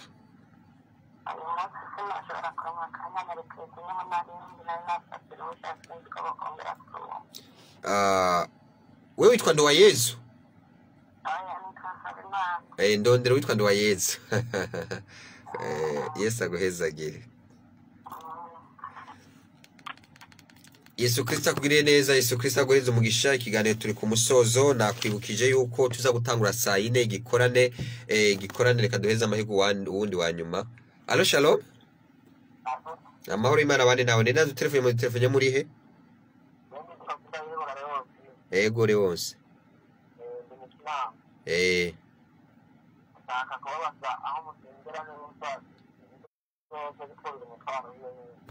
Karibu nakwari ni mu Kigobe ufashe moto cyaka bajaje cankinga tishikana ku mashuri y'abashinwa mu Kigobe baca bagushikana no kuri. Karibu. Turarangije ikiganiro. Telefone ya pastor muza gutelefona ko saa 9:30 ni 77 75 55 20. Wewe ukeneye mbonana mu buryo bw'ibanga ni saa 3:30 saa 4 ubundi niho dutangura. Karibu uze gushika saa 4 ku Kaburungu, nushika imbere nushike wanacerewe uze gushika hakiri kare biragenda neza mu izina rya Yesu Kristo mwe Nazareti. Imvura ntikuze kuza ntagire ikintu na kimwe kikuza kuza mu nzu y'Imana kugira ngo wakire igitangaza cawe. Nakore ko dukorera Imana idufasha kandi Imana ibana natwe. Imana ikwiyereka kwa gatandatu karibu mu masengesho kwihema witwikiriye dimanche mwumvise ibitangaza bizaba dimanche. Ndavuze ngo amahoro y'Imana bane nawe, umugisha w'Imana kubeko. Shalom shalom shalom.